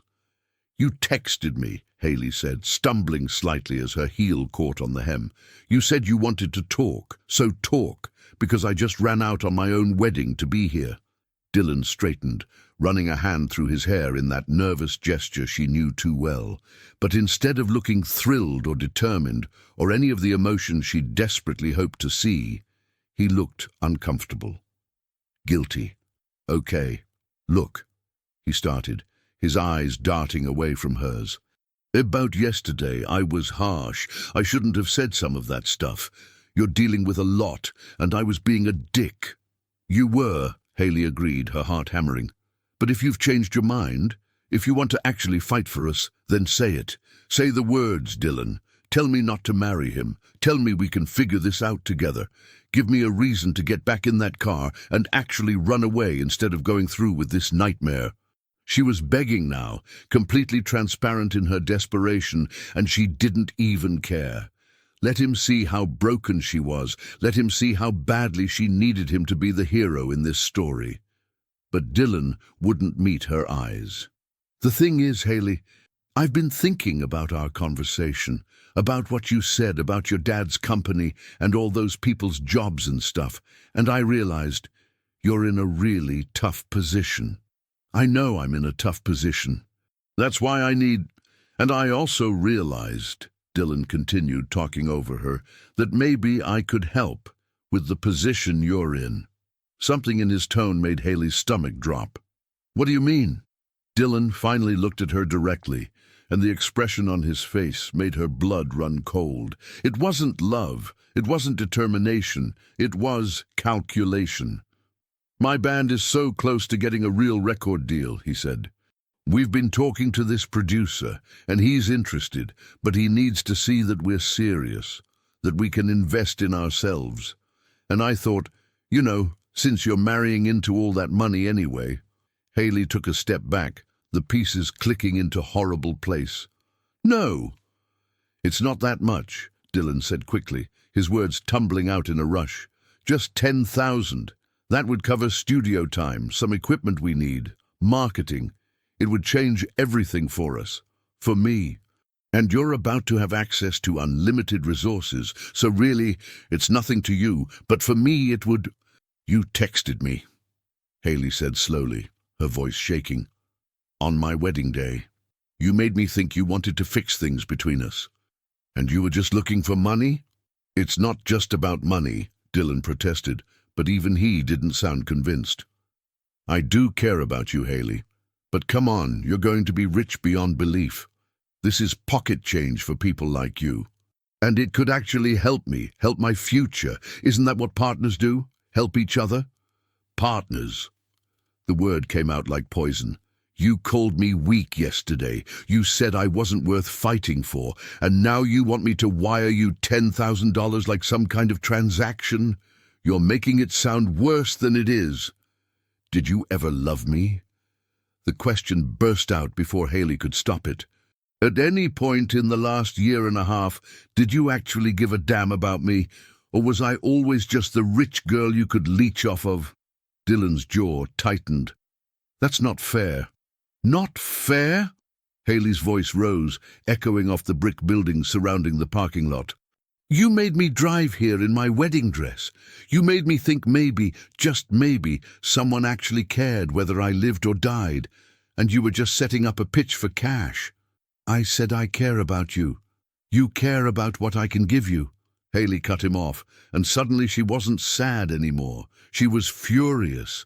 18 months of her life wasted on someone who'd never seen her as anything more than an ATM with good genetics. "That's all you've ever cared about. That's all anyone seems to care about, what I'm worth, what I can provide, what I can do for them. You're being dramatic." "Get away from me!" The shout came from somewhere deep and primal, a place Haley didn't know she had access to. Dylan actually flinched, taking a step back. And that's when she heard it. The sound of a car door closing, the click of expensive shoes on pavement. a voice that cut through her rage like ice water.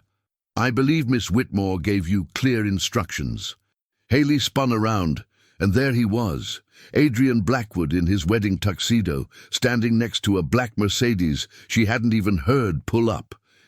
He looked immaculate as always, not a hair out of place, his expression controlled and unreadable. But there was something in his eyes, some cold fury barely contained, that made even Dylan take another step back. "Who the hell are you?" Dylan demanded, though his bravado was transparent. "I'm the groom," Adrian said simply. "And you're the ex-boyfriend who just tried to extort money from my fiancé on our wedding day. An interesting choice." "I wasn't extorting." "You texted her knowing she was emotionally vulnerable. You lured her here with the implication of reconciliation. And then you asked for $10,000. Adrian's voice remained perfectly level, but somehow that made it more menacing. "In legal terms, that's called fraud. In practical terms, it's called being pathetic." Dylan's face flushed red. "You don't know anything about us." "I know you never proposed," Adrian continued, stepping forward slightly. Haley noticed how Dylan instinctively retreated. "I know that in 18 months together, you never met her parents, never attended a single family function, never made any commitment beyond casual dating, and I know that when she needed support, you abandoned her. So forgive me if I'm unimpressed by your sudden interest in her welfare." Every word landed like a punch, and Haley watched Dylan's face cycle through rage, shame, and finally defensive anger. "Yeah, well, at least I'm not buying a wife like she's a corporate asset," Dylan shot back. "No," Adrian agreed coldly. "You're just trying to sell her back to herself for $10,000, which, if we're comparing moral failings, makes you significantly worse." The silence that followed was deafening. Dylan opened his mouth, closed it, opened it again like a fish gasping for air, but no words came out because they both knew Adrian was right. Finally, Dylan turned to Haley, his expression a mix of anger and wounded pride. "You're really going to marry this asshole?" Haley looked between them, Dylan, who'd proven beyond doubt that he'd never actually cared about her, and Adrian, who'd at least been honest about his intentions from the start. And she realized something that should have been obvious from the beginning. "Yes," she said quietly, "I am." Dylan stared at her for another moment, then shook his head and walked away, muttering something under his breath about rich people and their games. He got in his car, started the engine, and drove off without looking back. Haley stood in the parking lot in her wedding dress, watching her past disappear around the corner, and felt something inside her finally break clean through. "We need to go," Adrian said, his voice returning to its normal controlled tone. "The guests are waiting. Your father is having what I believe is called a coronary, and you have approximately 45 minutes to compose yourself before you're expected to walk down an aisle." Haley turned to face him, and for the first time since meeting Adrian Blackwood, she looked at him without the filter of resentment and fear. She saw him clearly. This man who'd tracked her down, who'd arrived at exactly the right moment, who'd defended her against Dylan's manipulation with brutal efficiency. "Why did you come?" she asked. "You could have just let me run. Let the wedding fall apart. Found another solution." Adrian's expression remained unreadable, but something flickered in those grey eyes. "Because a deal is a deal, Miss Whitmore, and I keep my commitments." It wasn't romantic, it wasn't even particularly kind, but it was honest, more honest than anything Dylan had ever given her. "I hate you," Haley said quietly. "I know," Adrian replied, "but you're getting in the car anyway." And she did. The drive back to Holy Name Cathedral was suffocating in its silence. Haley sat in the passenger seat of Adrian's Mercedes, her wedding dress spilling over the center console, her carefully styled hair now slightly disheveled from the wind and chaos of the last hour. She kept her eyes fixed on the window, watching Chicago blur past, refusing to look at the man beside her. Adrian drove with the same controlled precision he applied to everything else. Hands at 10 and 2, movements economical, not a single unnecessary adjustment. The car smelled like expensive leather, and his cologne, something subtle and clean that somehow made her more aware of how close they were in this confined space. Her phone continued to buzz incessantly. She'd silenced it, but she could see the screen lighting up with incoming calls. Her mother, her father, Nora, the wedding coordinator, everyone in full panic mode because the bride had disappeared 45 minutes before the ceremony. "You need to call your parents," Adrian said finally, breaking the silence. His voice was level, businesslike, as if she'd just been late to a meeting rather than fleeing her own wedding. "Your mother is convinced you've been kidnapped." "Maybe I have been," Haley muttered. "Don't be dramatic. You got in the car voluntarily." "Did I?" She finally turned to look at him, and there was more venom in her voice than she'd intended. "Or did you just wait until I had no other choice? Until Dylan proved he was exactly as worthless as you probably knew he'd be?" Adrian's jaw tightened almost imperceptibly, the only sign that her words had landed. "I didn't orchestrate your boyfriend's greed, Miss Whitmore. I simply arrived at an opportune moment. How did you even know where I was? Your phone has a location tracker. I had Nora monitor it when you didn't arrive at the cathedral on schedule." He said it matter-of-factly, like surveillance was a perfectly reasonable wedding day activity. "When I saw you driven to Wicker Park instead, the reason became obvious." "You tracked my phone." Haley's laugh was hollow. "Of course you did. Because privacy is just another thing I signed away in your contracts, right? Privacy is a luxury neither of us can afford now," Adrian replied coolly. "We're about to stand in front of 200 people and pledge our lives to each other. Those people include board members, investors, journalists, and various individuals who would love nothing more than to see this merger collapse.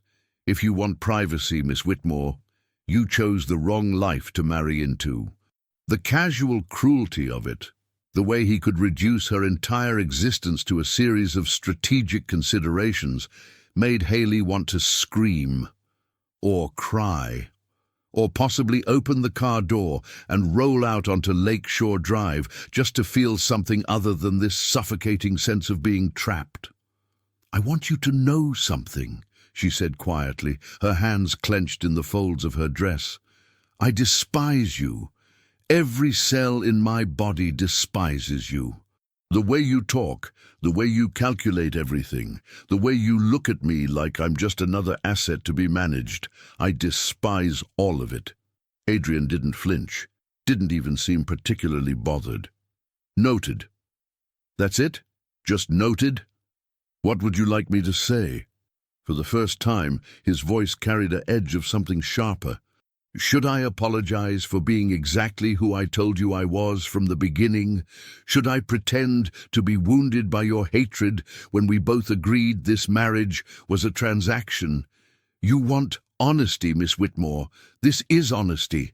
I don't need you to like me. I need you to show up." "I am showing up," Haley shot back.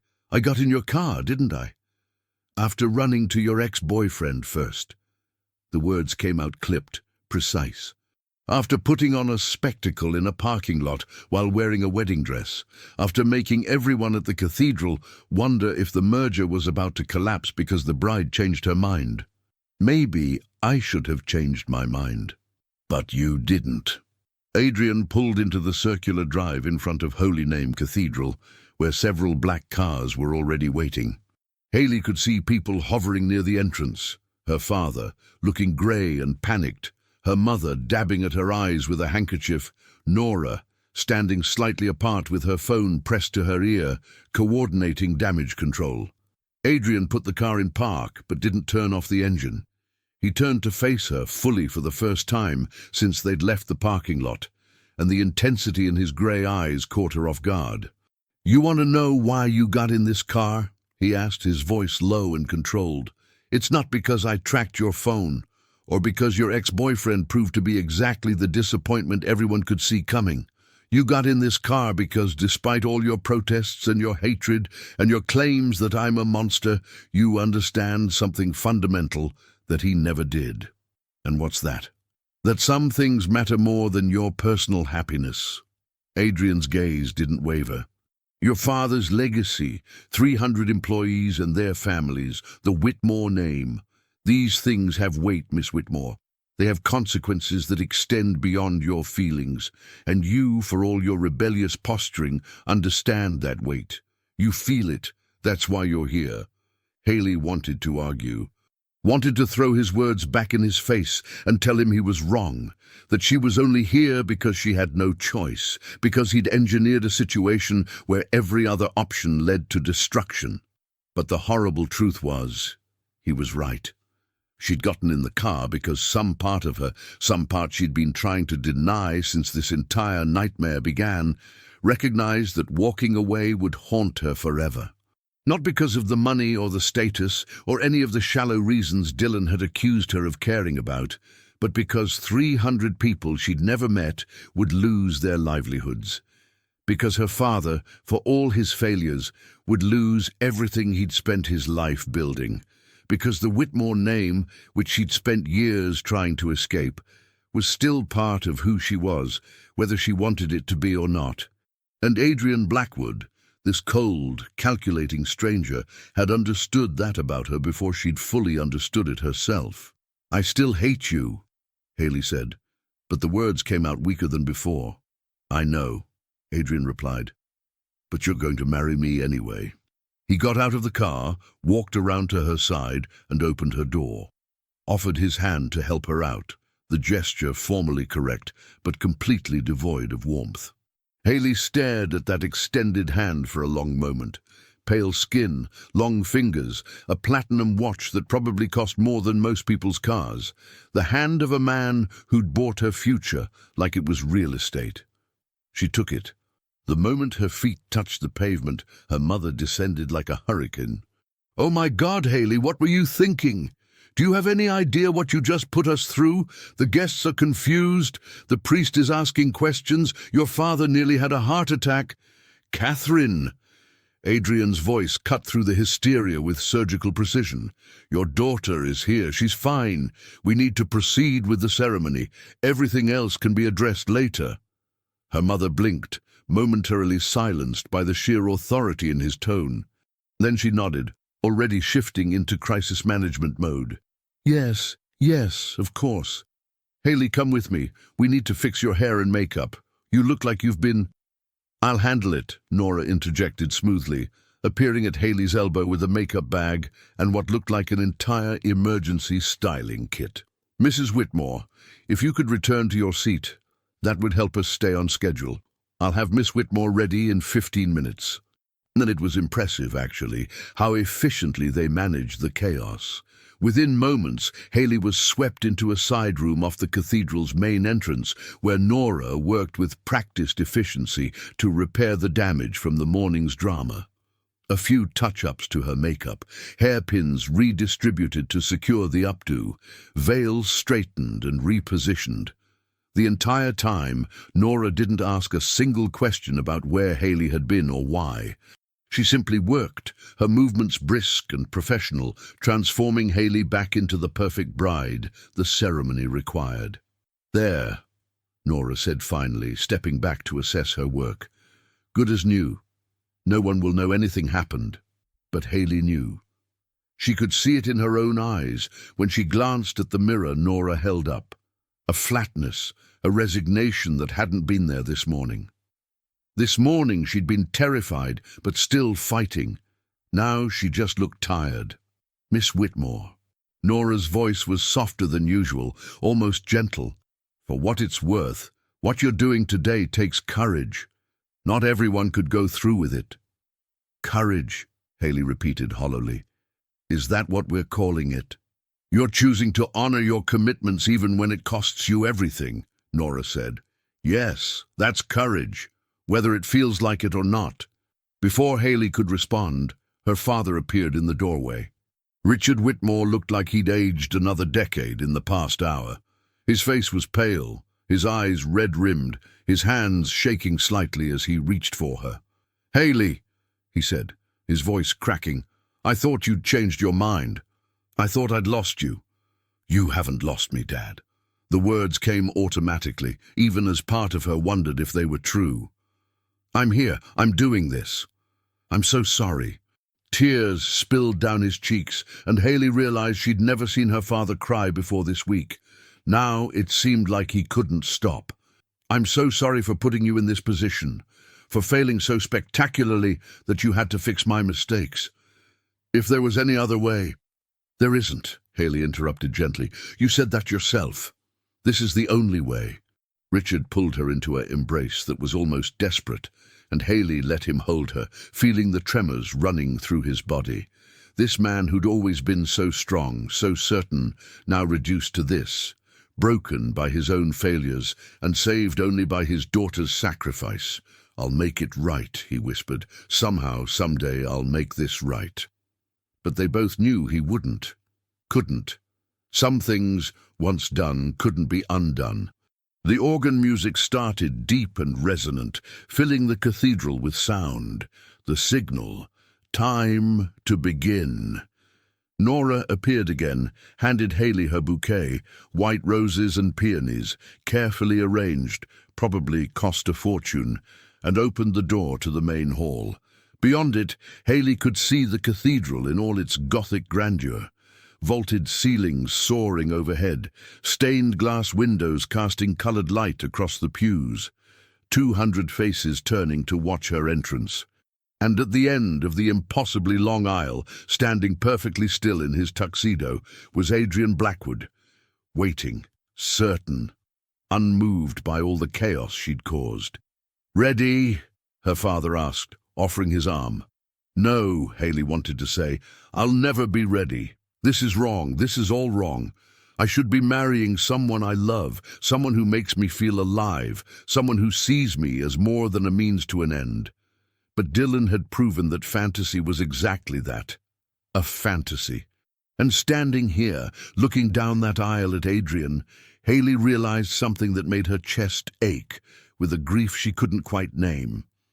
At least Adrian was honest. At least he'd never pretended to offer her something he couldn't give.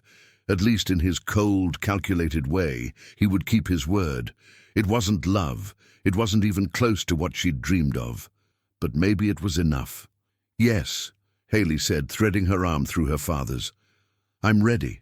They walked together down the aisle, past faces she barely recognized, past her mother crying silent tears, past board members and investors, and all the people whose futures depended on her making it to the altar.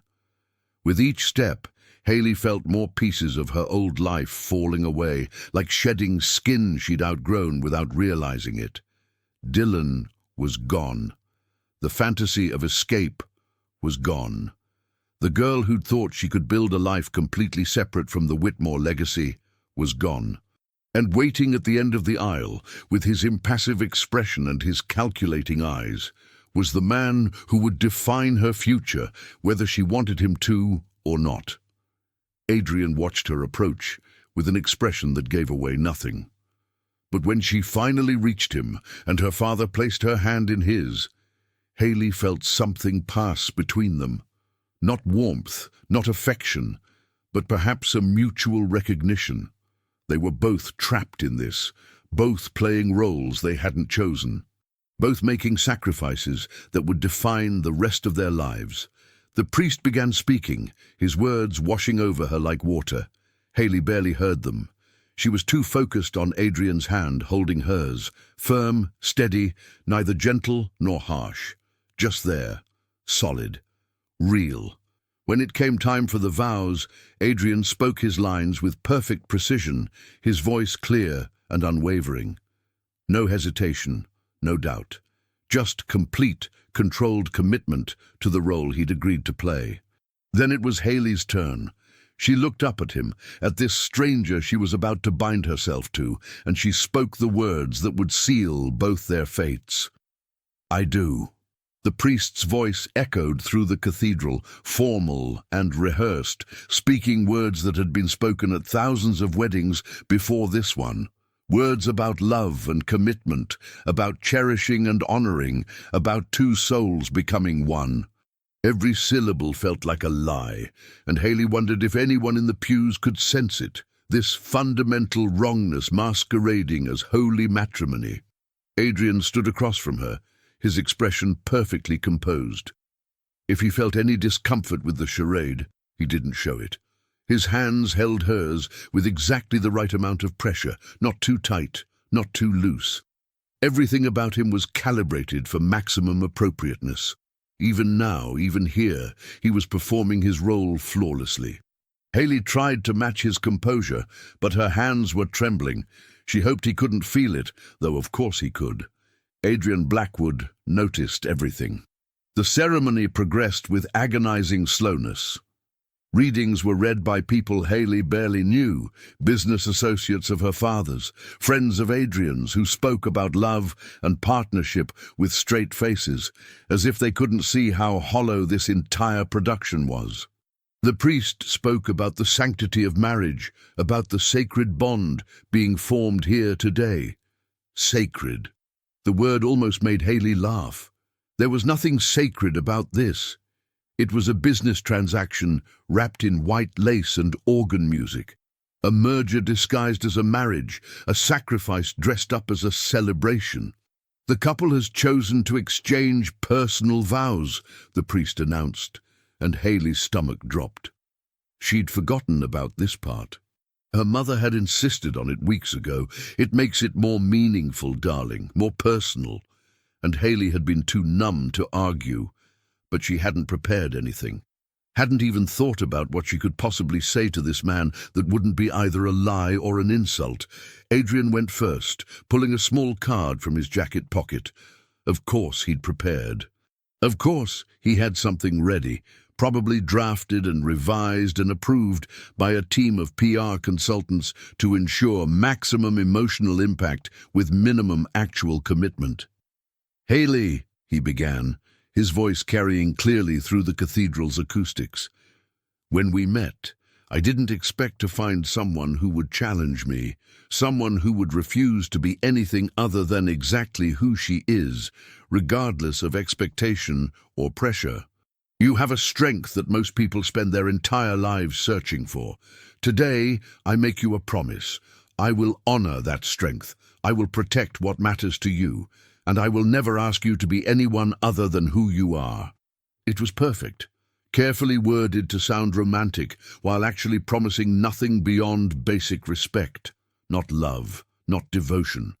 Just a commitment to let her exist as herself within the confines of their arrangement. And somehow, that made it worse, that he could craft something that sounded beautiful while meaning so little. The guests sighed appreciatively. Her mother dabbed at her eyes. Even some of the hardened businessmen in the front rows looked touched. They had no idea they were witnessing a performance. Then it was Haley's turn. She had no card, no prepared remarks. Nothing but the truth she couldn't speak, and the lies she couldn't bring herself to tell. The silence stretched as everyone waited, and she could feel Adrian's eyes on her, patient and expectant. Finally, she spoke. Her voice quieter than his, but steady. "Adrian, you've been nothing but honest with me from the moment we met. You've never pretended to be something you're not. You've never made promises you couldn't keep." She paused, choosing her next words carefully. "So I'll be honest too. I don't know what our future looks like. I don't know if what we're building here will ever be more than what it started as, but I promise to show up, to be present, to honor the commitment we're making today, even when it's hard. Especially when it's hard." It wasn't romantic. It wasn't the tearful declaration of eternal love that weddings were supposed to feature, but it was true. And somehow, that felt more important than any beautiful lie she could have told. Something flickered in Adrian's expression. Surprise, maybe, or possibly respect. His fingers tightened almost imperceptibly around hers just for a moment before returning to their previous neutral pressure. The priest cleared his throat, moving them forward. "The rings, please." A young boy Haley didn't recognize, probably the son of one of Adrian's business associates, came forward with a velvet pillow bearing 2 platinum bands. Simple, elegant, expensive. Nothing about this wedding was personal, but at least the rings weren't ostentatious. Adrian took the smaller band and slid it onto Haley's finger, just above the massive engagement ring she was already wearing. His movements were precise, practiced. "With this ring I thee wed," he said, the traditional words sounding strange in his calculated voice. Haley took the larger band with shaking hands and slid it onto Adrian's finger. His hand was warm, steady, completely calm. "With this ring I thee wed," she echoed, and the words felt like chains locking into place. "By the power vested in me by the state of Illinois and the Holy Catholic Church," the priest intoned, "I now pronounce you husband and wife." This was it. The moment that would make it official. The moment that would transform Haley Whitmore into Haley Blackwood. The moment she became legally, irrevocably bound to a man she barely knew and definitely didn't love. The priest smiled benevolently at Adrian. "You may kiss your bride." And that's when something in Haley snapped. Maybe it was the stress of the entire day, the flight to Dylan's parking lot, the humiliation of being manipulated for money, the drive back with Adrian's cold assessment of her character. Maybe it was the cumulative weight of the past 2 weeks, being treated like an asset to be acquired rather than a person with feelings. Maybe it was just the final indignity of having to seal this mockery of a marriage with a kiss that would mean nothing. Whatever it was, when Adrian stepped closer and leaned in to fulfill this final obligation, Haley heard herself speak, loud enough that the first 3 rows could definitely hear, probably loud enough that half the cathedral heard. "You know you're old enough to be my father." The words hung in the air like a grenade with the pin pulled. Adrian froze, his face inches from hers, close enough that she could see the way his jaw tightened, the way something dangerous flashed in his eyes. The guests behind them had gone completely silent. That particular quality of silence that comes when everyone is holding their breath, waiting to see what happens next. For a moment, Haley thought Adrian might actually react, might show some real emotion instead of his endless, calculated control. Might give her something honest instead of this performance they were both trapped in. But Adrian Blackwood hadn't built an empire by losing control in public. His expression smoothed over so quickly, Haley almost thought she'd imagined the flash of hurt. Because yes, it had been hurt. She was certain of it. His eyes had gone cold in a way that had nothing to do with his usual detachment and everything to do with genuine pain, quickly buried under layers of practiced composure. "Is that so?" he said quietly, his voice pitched low enough that only she could hear. "Then perhaps this will feel appropriately paternal." And instead of kissing her mouth, instead of completing the gesture that everyone in the cathedral was waiting for, Adrian Blackwood leaned forward and pressed his lips to her forehead, a chaste, dismissive gesture. The kind of kiss you'd give a child. A gesture that communicated everything he couldn't say out loud. "This is what you reduced us to. This is what your cruelty earned you."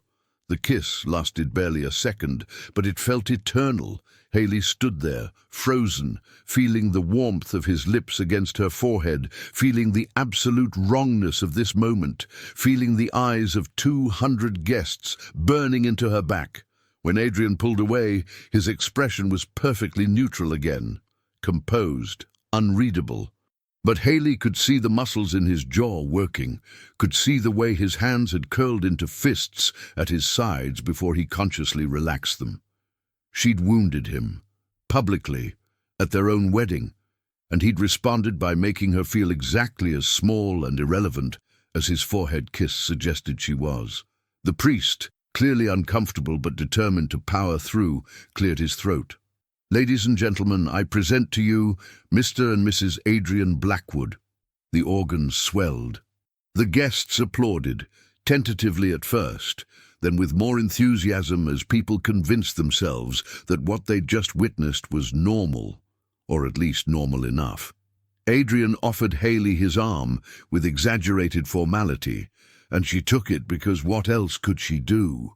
They walked back down the aisle together, moving in perfect synchronization despite the tension crackling between them. Haley kept her head high, her expression neutral, even as she felt humiliation burning through her veins. She'd wanted to hurt him, to pierce through his infuriating control and make him feel something real. And she had. But the cost was her own dignity, sacrificed in front of everyone who mattered in both their worlds. As they passed through the cathedral doors into the vestibule where they were supposed to wait for photos, Adrian released her arm and stepped away, putting deliberate distance between them. His face could have been carved from marble. "That was unacceptable," he said quietly, his voice carrying an edge she'd never heard before. Not anger exactly, but something colder, something that suggested she'd crossed a line she hadn't known existed. "You're right," Haley said, and she was surprised to find she meant it. "I'm sorry, that was cruel." "Cruel," Adrian repeated, his laugh hollow. "Yes, it was. But then that was rather the point, wasn't it? To be cruel, to take your rage at this situation and direct it where it would cause maximum damage. Congratulations, Miss Whitmore. Mrs. Blackwood, I should say. You succeeded." "Adrian, we have photos in 10 minutes, he interrupted, his tone returning to businesslike efficiency. "I suggest you compose yourself. Whatever issues exist between us can be addressed in private. In public, we present a united front. That was the agreement." "The agreement didn't include you humiliating me in front of 200 people, Haley shot back. "I humiliated you?" Adrian's voice rose slightly before he caught himself, forcing it back down to controlled levels. "You insulted my age, the one thing I cannot change, the one vulnerability I actually have in this arrangement, at the moment when we were supposed to be sealing our marriage. And I responded by giving you exactly the kind of kiss you implied I was capable of. Paternal, bloodless, appropriate for someone old enough to be your father." The way he threw her words back at her made Haley's stomach twist with guilt. He was right. She'd struck first, gone for the throat, aimed for the one thing she knew would hurt, the age difference that probably bothered him more than he'd ever admit. The fact that he was 44 and she was 24, that their union looked predatory from the outside even though the reality was more complicated. "I said I was sorry," Haley said quietly, "and I'm sure you mean it. But sorry doesn't undo what those guests saw. Sorry doesn't change the photos that will run in tomorrow's society pages showing a groom who couldn't even properly kiss his bride. Sorry doesn't erase the whispers that will follow us for the next year about whether this marriage is real or just a business arrangement." "It is just a business arrangement," Haley pointed out. "Yes, but they're not supposed to know that." For the first time, Adrian's control cracked enough that real frustration bled through. "The entire point of this ceremony was to convince everyone that we're a legitimate couple, that the merger is based on genuine partnership, and you just handed them evidence to the contrary because you were angry." He was right. Of course he was right. Haley had let her emotions override her judgment, had lashed out without considering the consequences. She'd felt trapped and powerless, and she'd tried to reclaim some power by hurting the one person she could reach. And all she'd accomplished was making everything worse. "What do you want me to do?" she asked. "I want you to smile for the cameras," Adrian said flatly. "I want you to act like a woman who just married the love of her life. I want you to play your part convincingly enough that by the time we reach the reception, people have convinced themselves that what they saw was just nerves or a sweet inside joke. Can you do that?" It was a challenge, a test. He was asking if she could be as controlled as he was, as capable of performance and pretense. Haley thought about her options. She could refuse, could lean into the disaster she'd created and let this entire production collapse. Or she could do what she'd promised in her vows, show up, be present, honor the commitment even when it was hard. Especially when it was hard. "Yes," she said. "I can do that." "Good." Adrian straightened his jacket, smoothed his hair, and transformed back into the impeccable businessman in the space of a breath. "Then let's begin." The photographer appeared, cheerful and oblivious to the tension, ready to capture what she probably thought was the happiest day of their lives. For the next 45 minutes, Haley and Adrian posed. They stood close together without touching. They held hands when instructed. They even managed a few shots where they almost looked happy, or at least content. But every time Haley looked at Adrian's perfectly composed face, she saw that moment at the altar replaying. The flash of pain before he'd buried it. The deliberate cruelty of kissing her forehead instead of her lips. The public statement he'd made about exactly how little their marriage meant. She'd wanted to hurt him, and she had. But somehow, in hurting him, she'd also hurt herself. And the worst part, they were only at the beginning. The ceremony was over, but the reception waited, and after that the rest of their lives. The reception passed in a blur of forced smiles and champagne toasts. Haley played her part flawlessly, laughing at appropriate moments, cutting the cake with Adrian's hand over hers for the photographers, dancing the obligatory first dance while 200 guests watched and applauded. To anyone observing, they looked like a couple. Maybe not wildly in love, but comfortable, compatible, exactly what a successful merger between two powerful families should look like. But beneath the performance, there was ice. Adrian was polite, attentive in all the ways that mattered publicly, and completely distant in every way that didn't. When they danced, he held her at exactly the proper distance. When they spoke, his words were courteous and empty. When the night finally ended, and they said goodbye to the last lingering guests, he barely looked at her. "The car is waiting," he said simply, gesturing toward the black Mercedes idling at the hotel entrance. Haley had almost forgotten. Tonight, she would go home with him, to his home, which was now legally her home too. The thought made her stomach clench, but she gathered her dress and followed him to the car, exhaustion settling into her bones. The drive north along Lakeshore Drive was silent. Adrian stared out his window. Haley stared out hers. The city lights gave way to the quieter, wealthier neighborhoods of the North Shore, and finally they turned onto a private road that wound through mature trees and manicured lawns. Adrian's house, mansion really, sat at the end of a long driveway, modern and imposing against the night sky. All glass and steel and sharp angles, lit from within by cold white lights that made it look more like a museum than a home.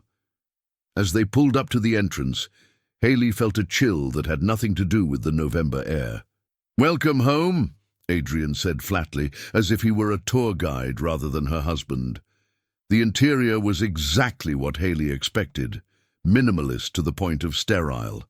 Polished concrete floors, walls painted in shades of grey and white, furniture that looked expensive and deeply uncomfortable. Everything was clean lines and negative space, not a single personal touch anywhere. No photos on the walls, no books left carelessly on tables, no evidence that an actual human being lived here. "It's like a mausoleum," Haley said before she could stop herself. "Do you actually live here, or do you just store your body here between business meetings?" Adrian's jaw tightened. "Your room is upstairs, second door on the left. Your belongings were moved in this afternoon. I trust you'll find everything adequate." "My room," Haley repeated, "not our room. We discussed this. Separate bedrooms, separate lives." Adrian was already walking away, loosening his tie. "The kitchen is through there if you need anything. My office is off limits. If you have questions, Nora will be available starting Monday to help you adjust." "Adrian, wait!" "I'm tired, Mrs. Blackwood. It's been a very long day. I suggest we both get some rest." He disappeared down a hallway before she could respond, leaving Haley standing alone in this cold, empty house that was supposed to be her home now. She stood there for a moment, still wearing her wedding dress, feeling more alone than she'd ever felt in her life. Finally, she climbed the stairs and found the room he'd indicated. It was beautiful, objectively, spacious, with floor-to-ceiling windows overlooking the lake, decorated in soft neutrals that were probably meant to be soothing. Her clothes hung in the walk-in closet, her few personal items arranged on the dresser with careful precision. Someone had even put fresh flowers on the nightstand, but it felt like a hotel room, impersonal, temporary, a place to sleep, not a place to live. Haley peeled off the wedding dress with trembling fingers, leaving it in a heap on the floor because she didn't have the energy to hang it up properly. She found pajamas in one of the drawers, her pajamas, from her old apartment, now living in this strange new space. She washed her face, scrubbing away the layers of makeup until she looked like herself again, and then she climbed into the enormous bed and stared at the ceiling. This was her life now. This cold house with a cold man, this marriage of convenience that felt more like a prison sentence. And tomorrow she would wake up and have to figure out how to exist in this space, how to be Mrs. Adrian Blackwood without losing the last pieces of who Haley Whitmore had been. She didn't sleep, not really, just drifted in and out of an uneasy half-consciousness until grey dawn light started filtering through the windows.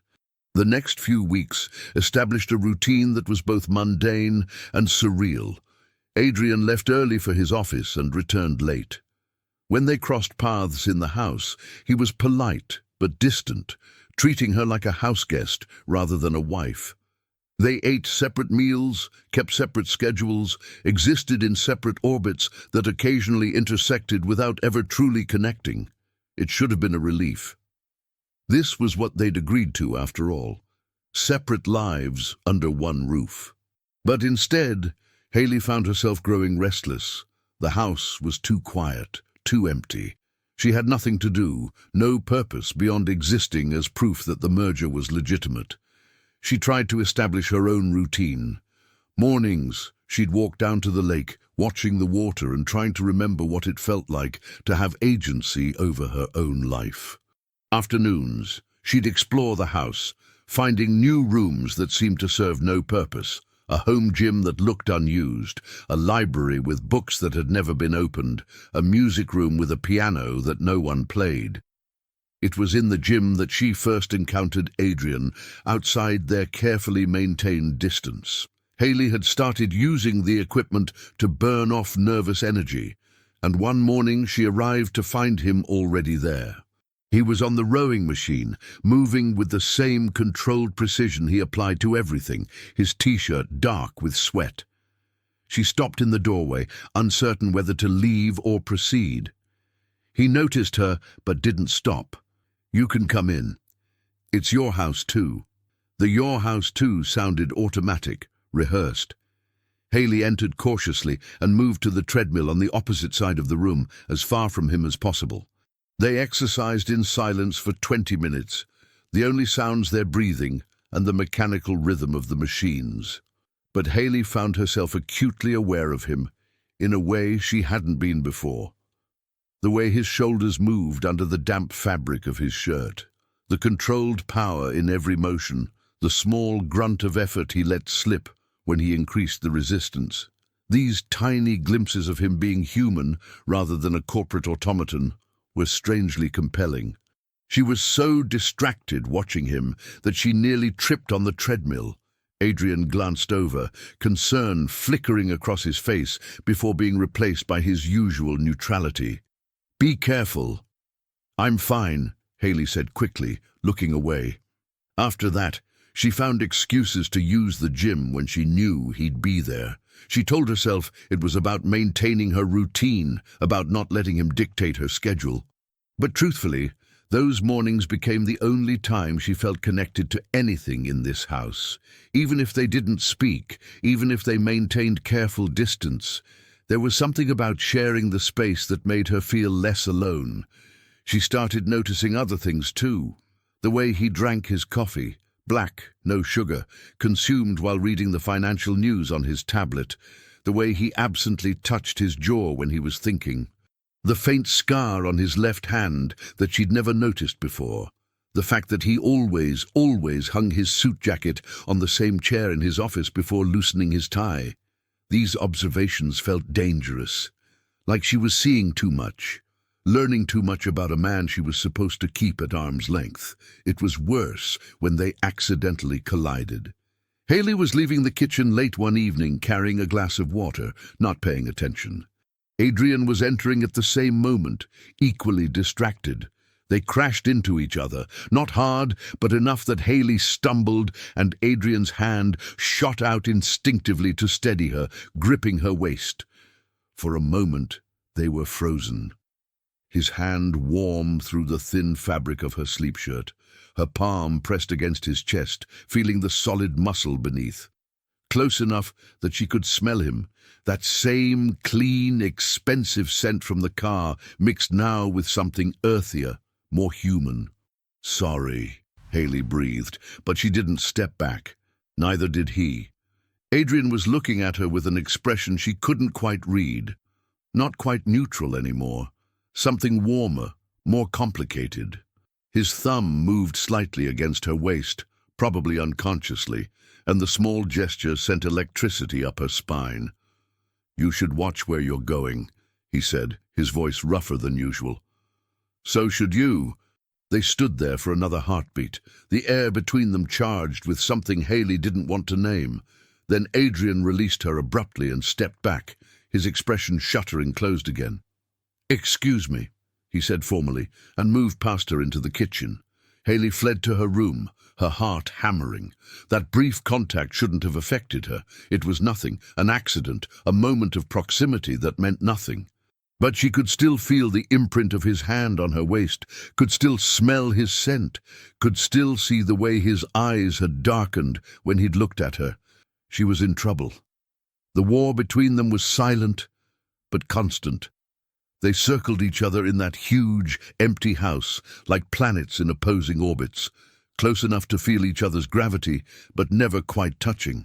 Haley found herself hyper-aware of where Adrian was at all times.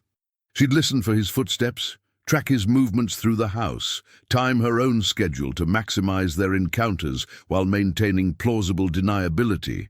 She told herself she was just bored, that in a house this isolating, any human interaction was better than none, that her growing fascination with Adrian Blackwood was purely circumstantial, born of proximity and loneliness rather than any actual attraction.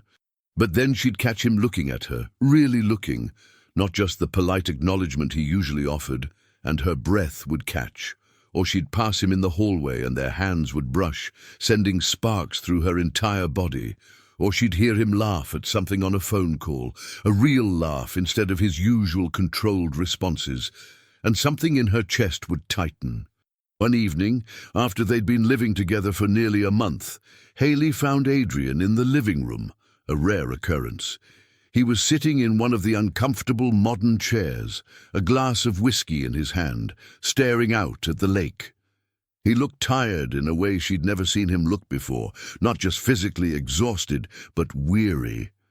Like the weight of everything he carried had finally become visible. "Are you all right?" she asked before she could stop herself. Adrian glanced at her, surprise flickering across his face. "I'm fine." "You don't look fine.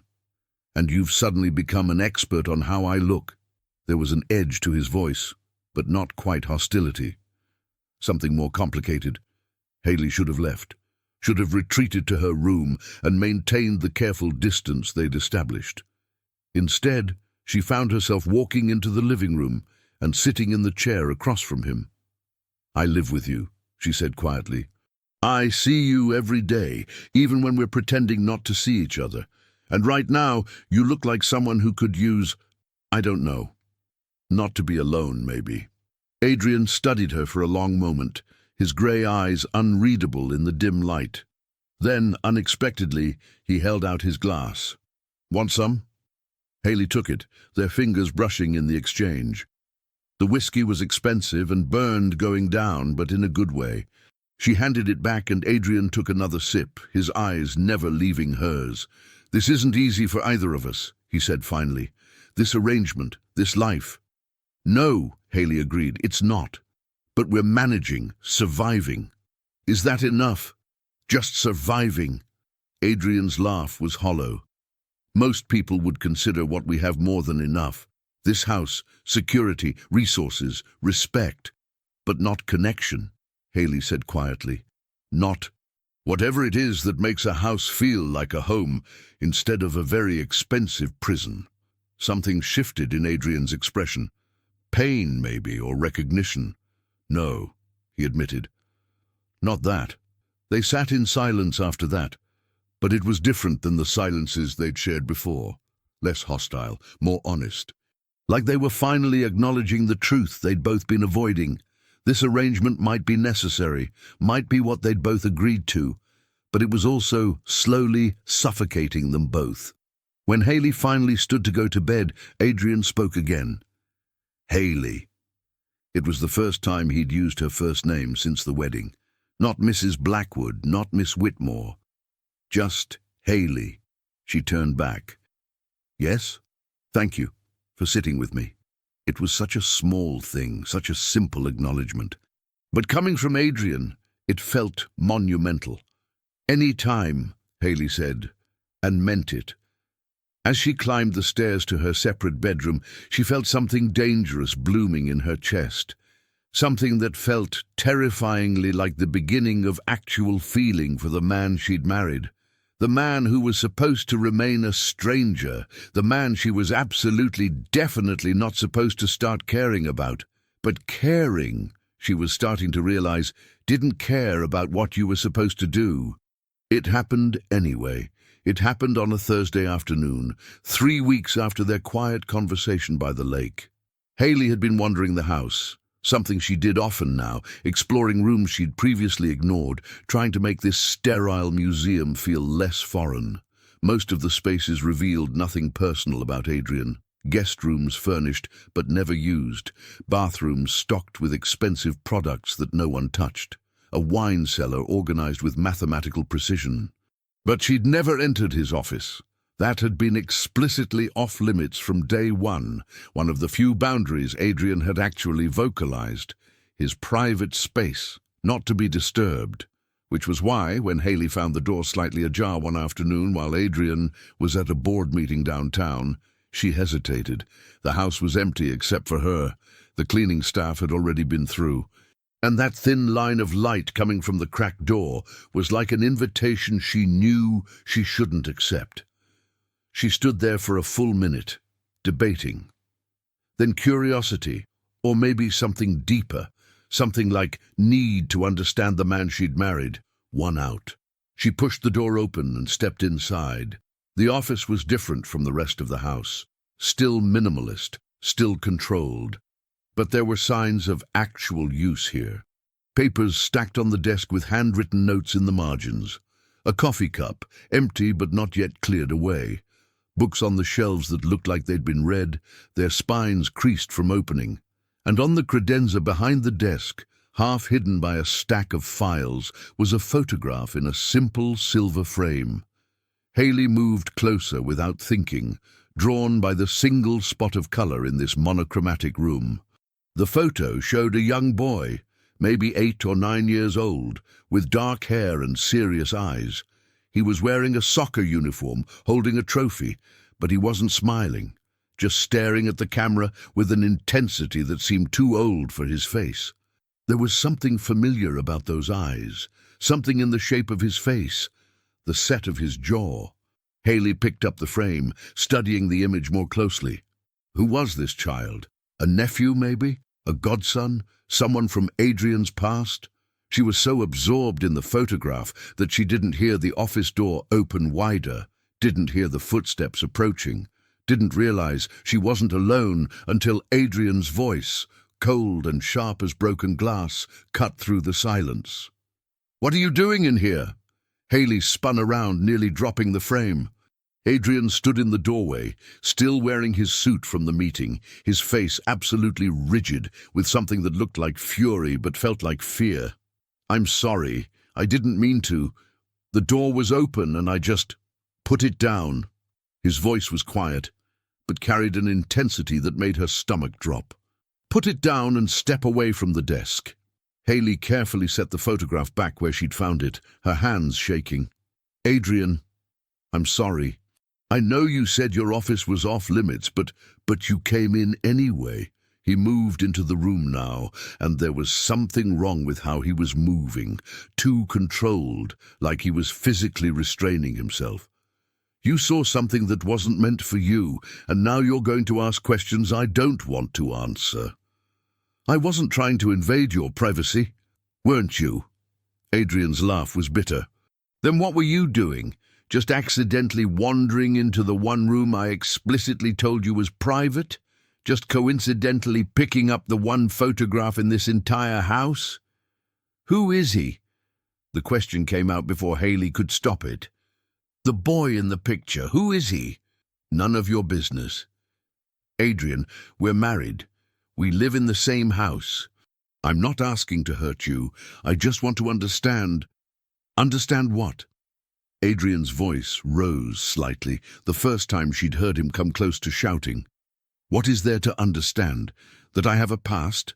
That not everything about my life is available for your inspection just because you signed a contract?" Haley flinched at the harshness in his tone, but beneath the anger she could hear something else. Pain, raw and unprocessed, like a wound that had never properly healed. "I'm sorry," she said quietly. "You're right, I shouldn't have come in here. I'll go." She moved toward the door, but Adrian didn't step aside. He just stood there, his jaw working, his hands clenched at his sides. When he spoke again, his voice was quieter, but somehow more devastating. His name was Ethan.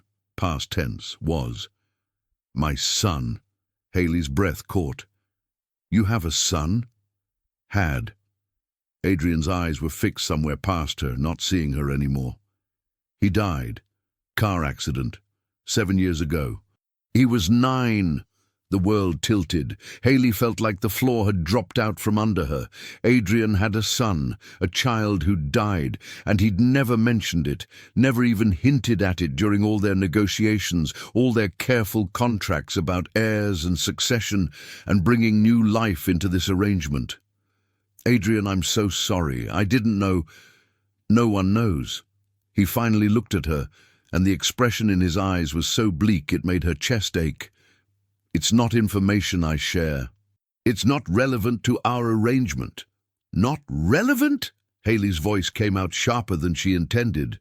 "You're asking me to have a child with you. You wrote it into our contract as a requirement, and you had a son who died, and you think that's not relevant? What would you like me to say?"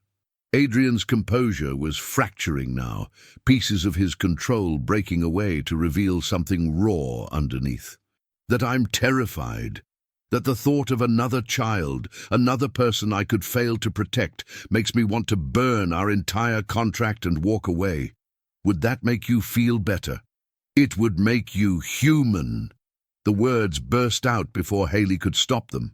"It would make you something other than this calculating machine who treats people like assets to be managed. You want human." Adrian's laugh was harsh. "Fine. Here's human. Ethan died because I was too focused on a merger to pick him up from school. His mother, my ex-wife, had to do it instead. She was exhausted, hadn't slept properly in days because I'd been absent, managing a crisis at work. She fell asleep at the wheel. The car went off the road. Ethan died instantly. She survived long enough to tell me it was my fault before the injuries took her too." The words hit like physical blows. Haley couldn't breathe, couldn't process what she was hearing. The magnitude of that loss, that guilt, that unbearable weight Adrian had been carrying alone. "That's why I am the way I am," Adrian continued, his voice cracking slightly. "That's why I treat everything like a transaction, why I keep everyone at distance, why I build walls that no one can breach. Because caring about someone, loving someone, makes you vulnerable. And vulnerability gets people killed." He turned away from her, walking to the window, his shoulders rigid. "So yes, Mrs. Blackwood, I had a son, and I failed him so spectacularly that he's dead, and his mother is dead, and I've spent 7 years making sure I never care about anyone enough to fail them that badly again. Does that satisfy your curiosity?" Haley stood frozen, tears streaming down her face without her even realizing she was crying. Everything about Adrian suddenly made horrible sense. The emotional distance, the clinical approach to their marriage, the heir clause that he'd insisted on, despite clearly being terrified of actually having another child. He was trying to fulfill an obligation while simultaneously ensuring he'd never have to emotionally invest in the result. "Adrian," she said softly, taking a step toward him, "it wasn't your fault. Don't." His voice was sharp, a warning. "Don't try to absolve me. Don't try to make this better. It doesn't get better. It never gets better. I live with what I did every single day. You were working. You were trying to provide for your family. I was obsessed with building an empire while my actual family fell apart." Adrian whirled back to face her, and his eyes were red-rimmed, his face contorted with grief. "Do you know what the last thing I said to Ethan was? Not now. I'm busy. He wanted to show me a drawing he'd made at school, some stupid crayon picture of our family, and I told him I was busy. Those were the last words my son ever heard from me." The sob that broke from him was devastating, a sound of such profound pain that Haley couldn't stand it. She crossed the distance between them without thinking and wrapped her arms around him, holding him as he shattered. Adrian resisted for about 3 seconds, then he collapsed into her embrace, his body shaking with sobs he'd probably been holding back for 7 years. He cried like someone who'd forgotten how, in great heaving gasps that sounded like they were being torn from somewhere deep inside him. Haley held him tighter, her own tears soaking into his shirt. She didn't say anything. What could she say? Nothing would make this better. Nothing would bring back his son or his ex-wife or undo the guilt he'd been carrying. So she just held him, offering the only thing she could: presence, witness, proof that he didn't have to carry this alone anymore. They stood like that for a long time, wrapped together in his office, while the afternoon light faded outside. Eventually, Adrian's sobs subsided into shaky breathing, but he didn't pull away, didn't rebuild his walls. He just stood there, accepting comfort he'd probably denied himself for years. "I'm sorry," he said finally, his voice hoarse. "I'm sorry you had to see that." "Don't apologize." Haley pulled back just enough to look at him. His eyes were swollen, his face blotchy, his carefully maintained composure completely destroyed. He looked more real than she'd ever seen him. "Don't you dare apologize for being human." Adrian's hand came up to her face, his thumb brushing away her tears with surprising gentleness. "I never meant to burden you with this. It's not a burden. It's the truth. And I'd rather know the truth than keep living with your carefully constructed lies." He studied her face for a long moment, something shifting in his expression. "I thought if I kept it contained, kept you at distance, it would be easier. For both of us. But it's not easier, is it?" "No," Haley admitted. "It's just lonely." "Yes." Adrian's hand was still on her face, his touch warm and solid.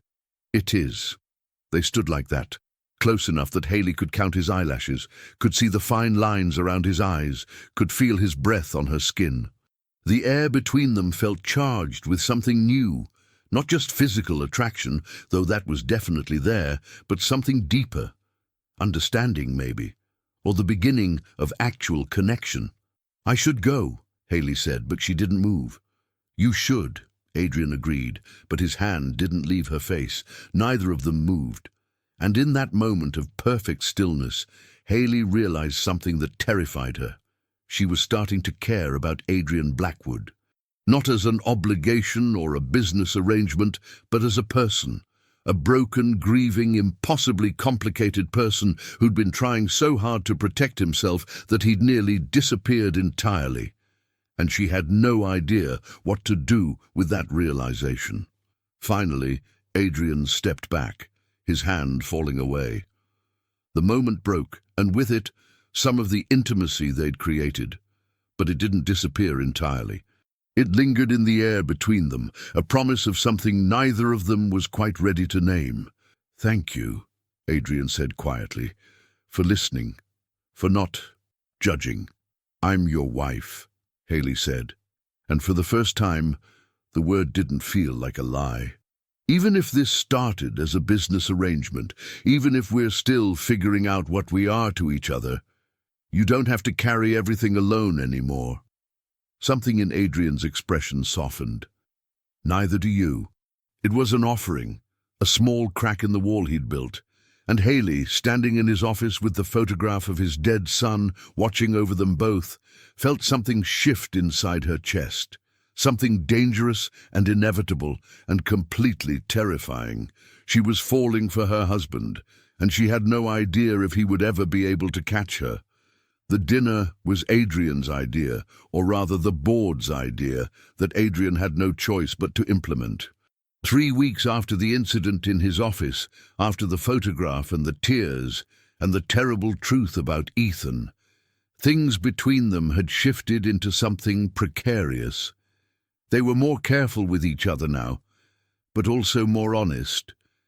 Adrian still maintained distance, but it felt less like a wall and more like caution, like he was testing whether it was safe to let someone in. "We need to attend the Whitmore-Blackwood merger celebration dinner," Adrian had said over breakfast one morning, the first time they'd deliberately shared a meal. "The board has organized it for Friday. Several key investors will be there, along with department heads from both companies. It's important that we present as a unified couple." Haley had looked up from her coffee. "How unified?" "Convincingly married." Adrian's tone was carefully neutral. "Which means we'll need to interact naturally, show appropriate affection, convince everyone that this merger is built on genuine partnership." "You mean lie convincingly?" "I mean play our parts well." He'd paused, then added more softly, "I know you're capable of it. I've seen you be charming when you choose to be." It was almost a compliment. Coming from Adrian, it felt like one. So here she was on Friday evening, standing in their bedroom. She still thought of it as their bedroom, even though they slept separately, trying to decide what to wear to a dinner where she'd be evaluated by people who held her father's future in their hands. Adrian appeared in the doorway, already dressed in a tailored navy suit that made his grey eyes look even more intense. He paused when he saw her standing in front of her closet in just a slip, her dress options spread across the bed.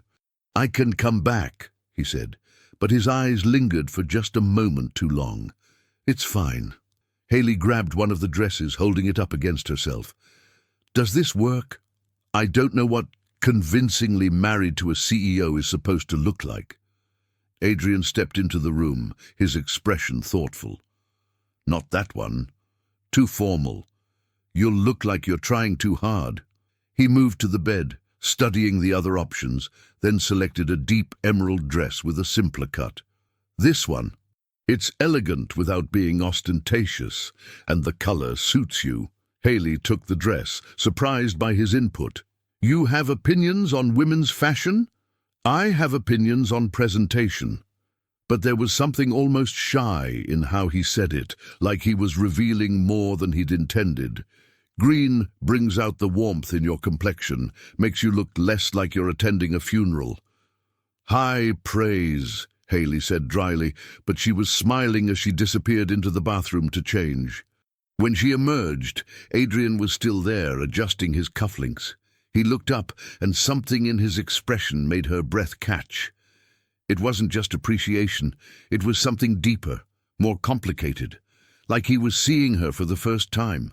"You look beautiful," he said quietly. "You sound surprised." "I'm not.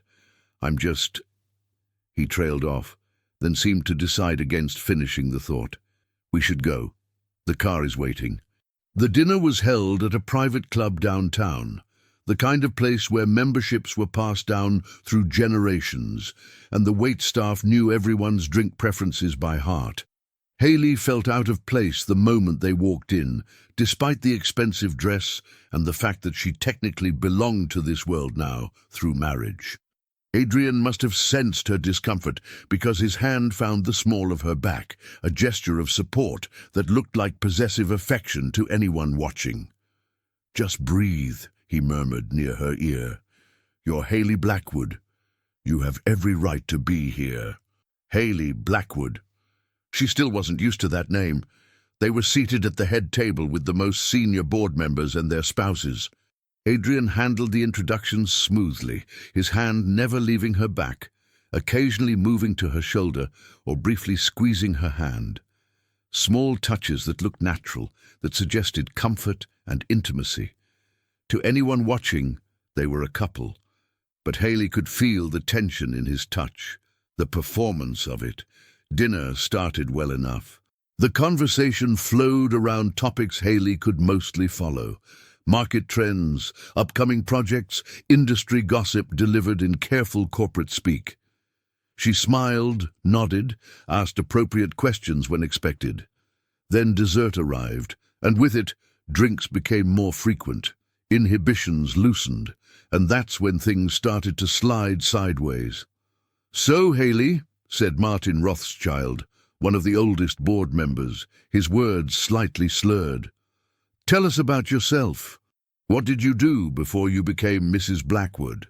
"I was finishing my degree in art history," Haley said carefully, "at Northwestern." "Art history," Martin laughed, the sound condescending.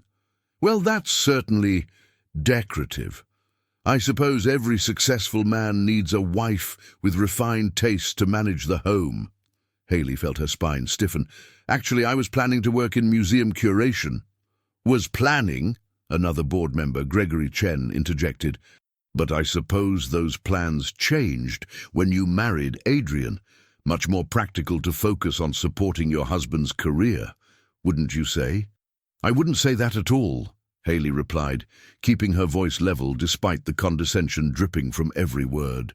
"I still plan to pursue my career once I—" "Oh, how modern," Martin's wife Patricia chimed in with a smile that didn't reach her eyes.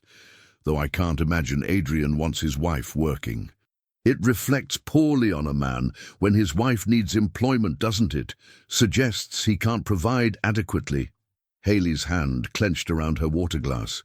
She could feel Adrian's attention sharpening beside her, but she forced herself to respond calmly. "I don't think wanting intellectual fulfillment reflects poorly on anyone." "Intellectual fulfillment," Gregory repeated with a chuckle. "That's a lovely way of putting it. Though between managing a household this size and eventually raising children, I suspect you'll find you have your hands quite full without adding intellectual pursuits to the mix." The word children made Haley's stomach clench. She could feel multiple sets of eyes on her now, assessing, judging. She was failing at this, saying the wrong things, responding in ways that made her look argumentative rather than agreeable. "I think what my wife is trying to say," Adrian began, his voice carefully diplomatic, but Patricia interrupted him. "It must be quite an adjustment," Patricia said, her tone dripping with false sympathy, "going from being a college student to being married to someone of Adrian's stature. The age difference alone must present certain challenges." There it was, the thing everyone had been thinking but no one had said directly until now. Haley felt her face flush, felt the weight of everyone's attention like a physical pressure. "The age difference is—" she started, but her voice came out wrong, defensive and uncertain. 20 years, isn't it?" Martin said, not even pretending to be subtle now. "Quite a gap. Though I suppose when there's financial security involved, these things matter less to young women nowadays." The sound of Adrian's wineglass hitting the table was sharp enough to cut through the conversation. Not loud, not violent, but deliberate, commanding attention. "I'm going to stop you right there, Martin." Adrian's voice was cold, controlled, but carrying an edge that made everyone at the table straighten. "Since apparently the wine has made you forget basic courtesy, let me remind you of a few facts." He turned slightly, his hand moving to rest on Haley's shoulder in a gesture that felt genuinely protective rather than performative. "My wife has a 3. 9 GPA from one of the best universities in the country. She speaks 3 languages fluently. She's published academic papers on Renaissance art that I wouldn't begin to understand. And she chose to marry me despite having every reason not to, including the opinions of people like you who seem to think a woman's value is measured by how decorative and silent she can be. The table had gone completely quiet. Patricia's smile had frozen on her face. Martin looked like he'd been slapped. Adrian wasn't finished. The age difference between us is our business, not yours. But since you brought it up, I'll say this. I'm 44 years old, and I've built a billion-dollar company. I've sat through thousands of business dinners, and I've never seen someone handle themselves with more grace under pressure than Haley has tonight, while you people have been systematically insulting her intelligence, her choices, and her character. He leaned forward slightly, his grey eyes hard. She's 24, and she's already more impressive than most people in this room will ever be. So if you'd like to continue this conversation about what reflects poorly on whom, I'm happy to oblige. But I suspect you won't enjoy where that discussion leads. The silence that followed was absolute. Haley sat frozen, barely breathing, her heart hammering against her ribs. Adrian had just eviscerated some of the most powerful people on his board, for her, to defend her. Gregory cleared his throat uncomfortably. Adrian, I think we may have... You may have what? Adrian's voice remained dangerously quiet. Misjudged my wife? Underestimated her? Treated her like an accessory rather than a person? Yes, you did all of those things. And if anyone at this table has a problem with how I choose to defend her, you're welcome to take it up with me directly. Tomorrow, in my office, where we can discuss whether you still deserve a seat on my board. Patricia looked like she might cry. Martin was staring at his plate. Gregory had gone pale. The rest of the table suddenly found their desserts fascinating. Adrian stood, his hand extended to Haley. We're leaving. Gentlemen, ladies, enjoy the rest of your evening. Haley took his hand and rose, her legs shaky, still processing what had just happened. Adrian guided her through the dining room, his hand firm on her back, his posture radiating controlled fury. She could feel people watching, could hear the whispers starting already. They didn't speak until they were in the car, the door closed behind them, the driver pulling away from the club. Then Adrian let out a long breath and loosened his tie, some of the tension finally leaving his shoulders. I'm sorry you had to endure that, he said quietly. You defended me. Haley's voice came out smaller than she'd intended. You could have just let it go, smoothed it over. But you defended me. Of course I did. Adrian turned to look at her, and in the dim light from the street lamps, his expression was more open than she'd ever seen it. You're my wife. I don't care if this started as a business arrangement. I don't care what our contract says.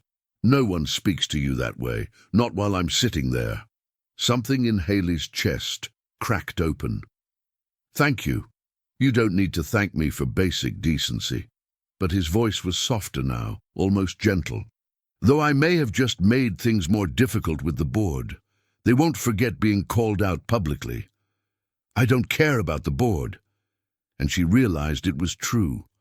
That was the first time anyone's ever defended me like that. The first time someone chose me over keeping the peace. Adrian's hand found hers in the darkness of the car, his fingers threading through hers. You're worth defending, Haley. You're worth fighting for. I should have made that clear from the beginning. They sat like that for the rest of the drive home, hands linked, neither speaking, but something fundamental shifting between them. When they arrived at the house, Adrian walked her to her bedroom door, still separate, still maintaining that boundary. But before she went inside, Haley turned back to him. Adrian? Yes. Can I ask you something, and will you be honest? He nodded, waiting. At the dinner, when you defended me, was that just for show? For the marriage? Or did you mean it? Adrian was quiet for a long moment, his grey eyes searching her face. Then he stepped closer, close enough that she could smell his cologne, could see the way his jaw tightened before he spoke. "I meant every word," he said quietly, "every single word." And then, before she could process what was happening, he leaned down and kissed her forehead, just like at their wedding, but different. Not dismissive this time. Tender.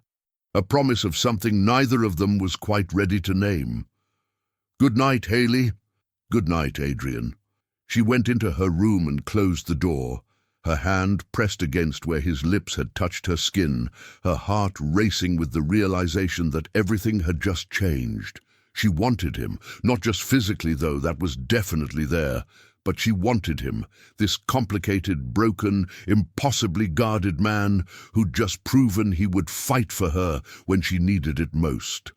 And she had no idea what to do with that want. After the dinner, something shifted between them that neither could ignore.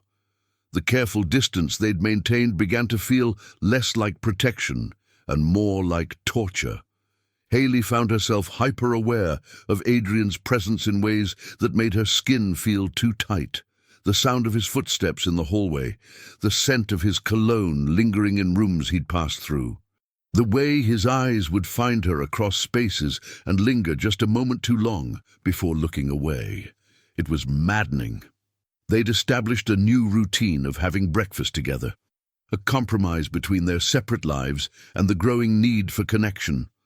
But now those mornings felt charged with electricity, every accidental brush of hands reaching for the coffee pot, every moment their eyes met over the newspaper, every silence that stretched just a beat too long. Adrian felt it too.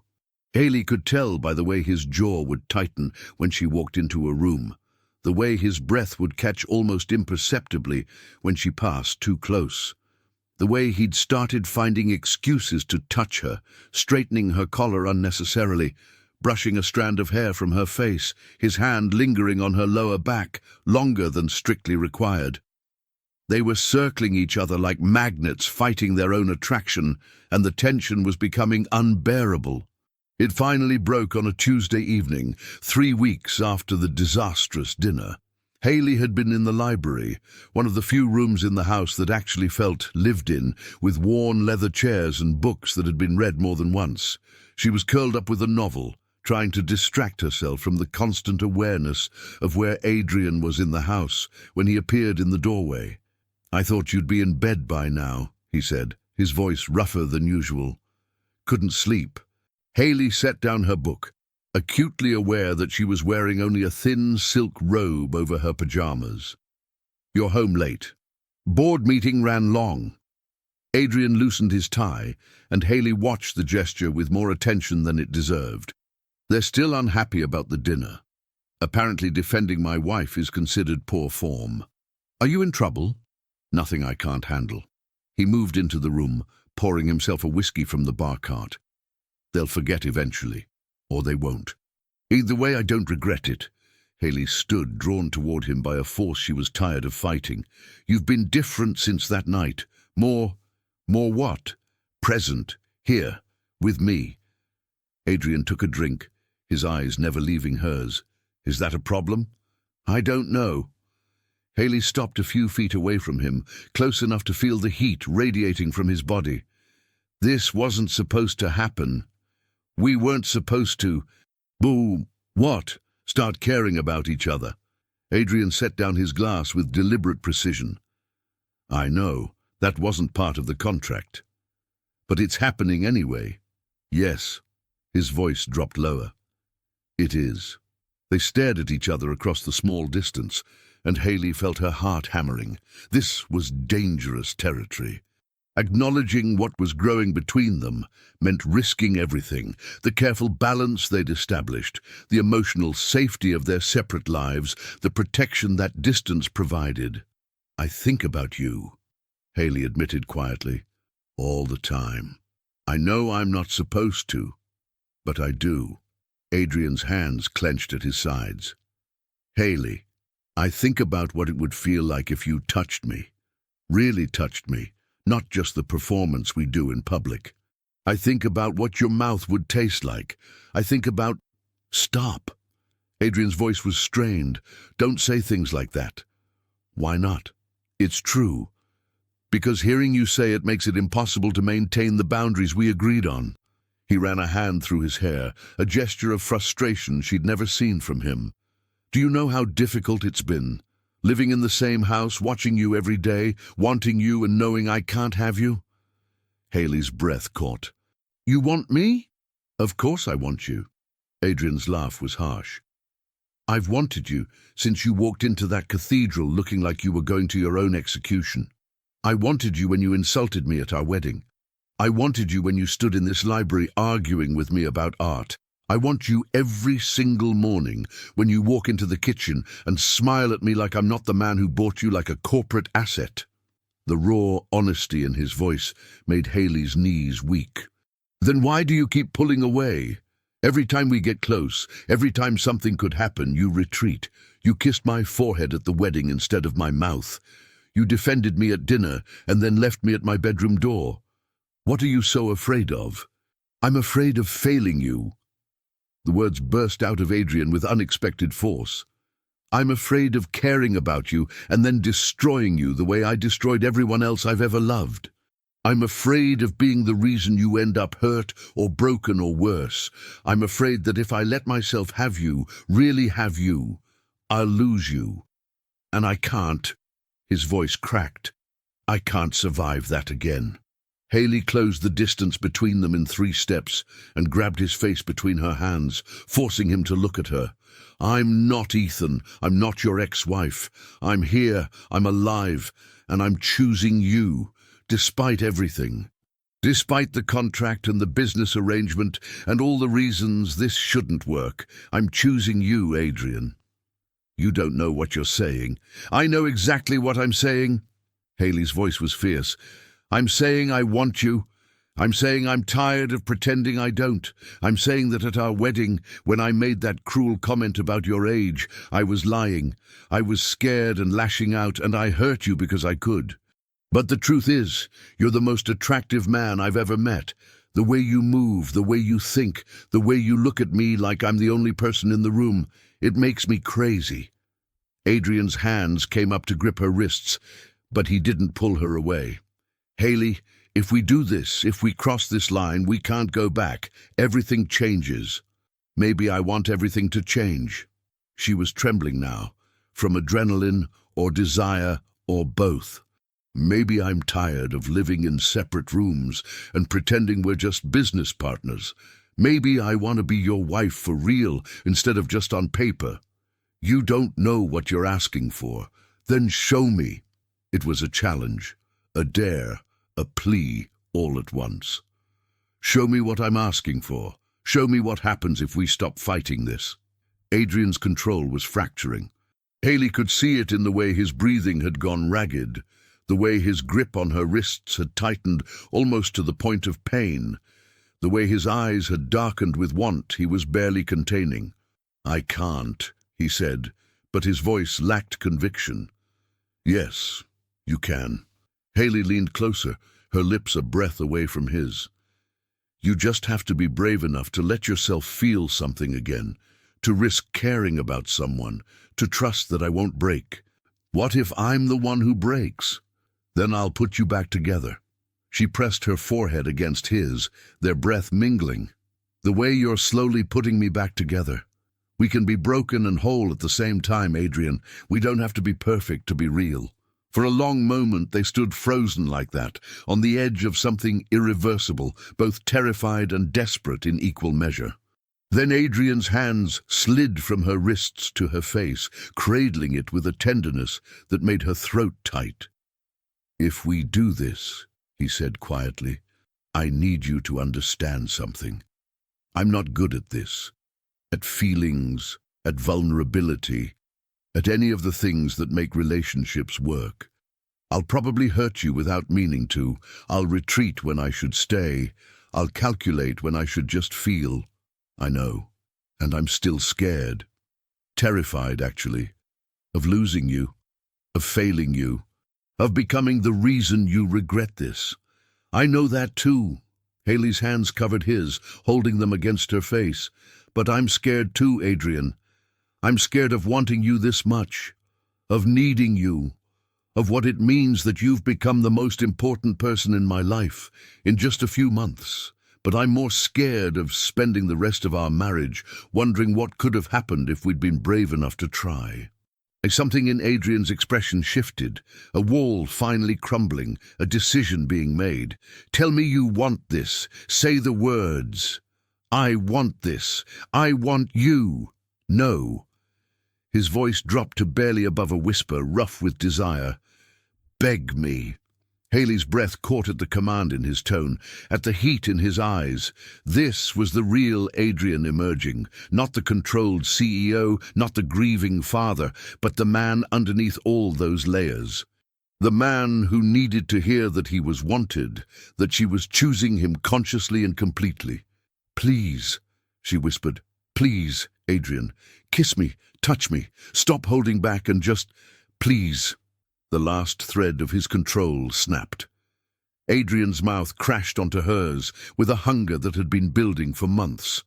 Not gentle, not tentative, but claiming, consuming. His hands tangled in her hair, tilting her head back to deepen the kiss, and Haley melted into him with a sound that was half gasp, half moan. This wasn't the performative affection they'd shown in public. This was raw and desperate and real. Months of tension and denial and want finally unleashed. Haley's hands fisted in his shirt, pulling him closer, needing to feel every inch of him pressed against her. Adrian walked her backward until her back hit the bookshelf, books tumbling around them unnoticed. His mouth moved from her lips to her jaw, her neck, finding the pulse point that made her gasp his name. His hands roamed her body with the kind of desperate exploration that came from finally being allowed to touch something you'd wanted for so long. "God, Haley," he breathed against her skin. "Do you have any idea what you do to me? Show me," she challenged, her fingers working the buttons of his shirt. Adrian pulled back just enough to look at her, his eyes dark and intense. "If I show you, if we do this, you're mine. Not just on paper. Not just for the contract, mine. Then take me." Haley's voice was steady despite her racing heart. "I'm already yours, Adrian. I have been for weeks. I was just waiting for you to realize it." Something fierce and possessive flashed in his eyes. He lifted her easily, her legs wrapping around his waist as he carried her out of the library and up the stairs. Not to her room, not to his, but to the master bedroom they'd never shared, the space that had always been meant for both of them, but had remained empty of actual intimacy until now. Adrian laid her on the bed with surprising gentleness, his weight settling over her in a way that felt both protective and commanding. "Last chance to change your mind," he said, even though his voice was rough with need. "I'm not changing my mind." Haley reached up to cup his face, drawing him down for another kiss. "I want this. I want you. Stop asking, and show me what it means to really be your wife." And finally, Adrian stopped holding back. The night that followed was everything Haley had imagined, and nothing like she'd expected. Adrian was demanding but attentive, commanding but tender, taking her apart with patient intensity before putting her back together with careful hands. He learned her body like he approached everything else, with thorough attention to detail, noting what made her gasp, what made her arch, what made her cry out his name. But more than the physical, it was the emotional intimacy that undid them both. The way Adrian's hands trembled slightly when he touched her, the way Haley's breath caught when he whispered her name, the way they moved together like they'd been made to fit, like all the walls and distance and careful control had been leading to this inevitable collision. Afterward, lying tangled together in sheets they'd finally christened, Haley traced patterns on Adrian's chest while his fingers drew lazy circles on her shoulder. "I need you to know something," Adrian said quietly into the darkness. "This isn't just physical for me. It stopped being just physical the moment you sat with me that night by the lake, maybe even before that." "I know." Haley pressed a kiss to his chest right over his heart. "It's not just physical for me either. I'm still scared," he admitted, "of losing you, of not being enough. Then we'll be scared together." She looked up at him, her chin resting on his chest. "We don't have to have all the answers right now, Adrian. We just have to keep choosing each other, one day at a time." Adrian's arms tightened around her, pulling her closer. "One day at a time," he echoed. "I can do that." They fell asleep like that, wrapped around each other in the bed they'd finally claimed as theirs. The walls between them crumbled into dust, the future uncertain, but no longer quite so terrifying because they were facing it together. Haley woke alone. The sheets beside her were cool, evidence that Adrian had been gone for a while. Morning light filtered through the curtains, and for a moment she just lay there, processing what had happened. Last night had changed everything. They'd crossed a line that couldn't be uncrossed, opened doors that couldn't be closed.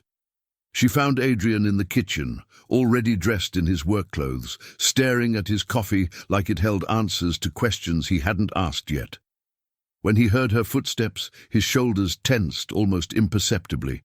"Morning," Haley said carefully, reading the tension in his posture. "Morning." Adrian didn't turn around. "I made coffee." The distance in his voice made Haley's stomach drop. "Adrian, are you—" "Last night was a mistake." The words came out flat, emotionless. "We let things get out of hand. It won't happen again." Haley felt like she'd been punched. "What?" "It was just one night. Physical release. Nothing more." Adrian finally turned to face her, and his expression was the same controlled mask he'd worn when they first met. All the vulnerability, all the tenderness from last night, gone. "We should return to our original arrangement. Separate rooms, separate lives. It's cleaner that way." "Cleaner?" Haley's voice rose. "Are you serious right now? Last night you told me I was yours. You said it wasn't just physical. And now you're trying to reduce it to physical release." "I said things in the heat of the moment, things I shouldn't have said." Adrian's jaw was tight. "This arrangement works better with boundaries. Last night we crossed those boundaries. It was a mistake." The clinical detachment in his voice made Haley want to scream or cry or throw something at his infuriatingly perfect face. Instead, she stepped closer, refusing to let him retreat into his fortress. "You're scared," she said quietly. "Something about last night terrified you, and now you're running."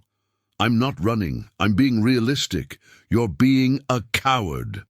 The words came out sharper than she'd intended, but she didn't take them back. "You let yourself feel something real, and now you're panicking and trying to shove it back in a box. But it's too late, Adrian. You can't unfeel what you felt. You can't undo what we shared. Watch me." Adrian grabbed his briefcase, moving toward the door. "I have meetings all day. Don't wait up." He left before Haley could respond, the door closing with a finality that echoed through the empty house. She stood there in her robe, feeling the weight of his rejection like a physical thing, and made a decision. She wasn't going to let him destroy this. Not without a fight. Haley spent the day researching.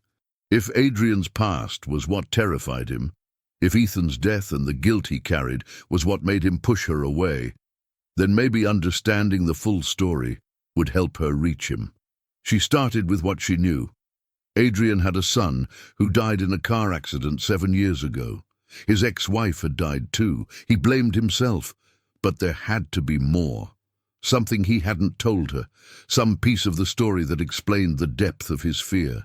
She called Nora, who was surprisingly willing to talk once Haley explained what had happened. "He does this," Nora said with a sigh. "Every time he gets close to someone, he sabotages it, pushes them away before they can leave him first. It's exhausting to watch." "There's something he's not telling me about Ethan," Haley said. "Something that makes him believe he's too dangerous to love. What is it?" Nora was quiet for a long moment. "It's not my story to tell. But if you really want to understand Adrian, you should talk to his mother, Margaret Blackwood. She lives in Oak Park." Getting Margaret's address was easy. Convincing herself to show up unannounced at the woman's home was harder. But Haley did it anyway, standing on the porch of a modest Victorian house that afternoon, ringing the bell before she could talk herself out of it.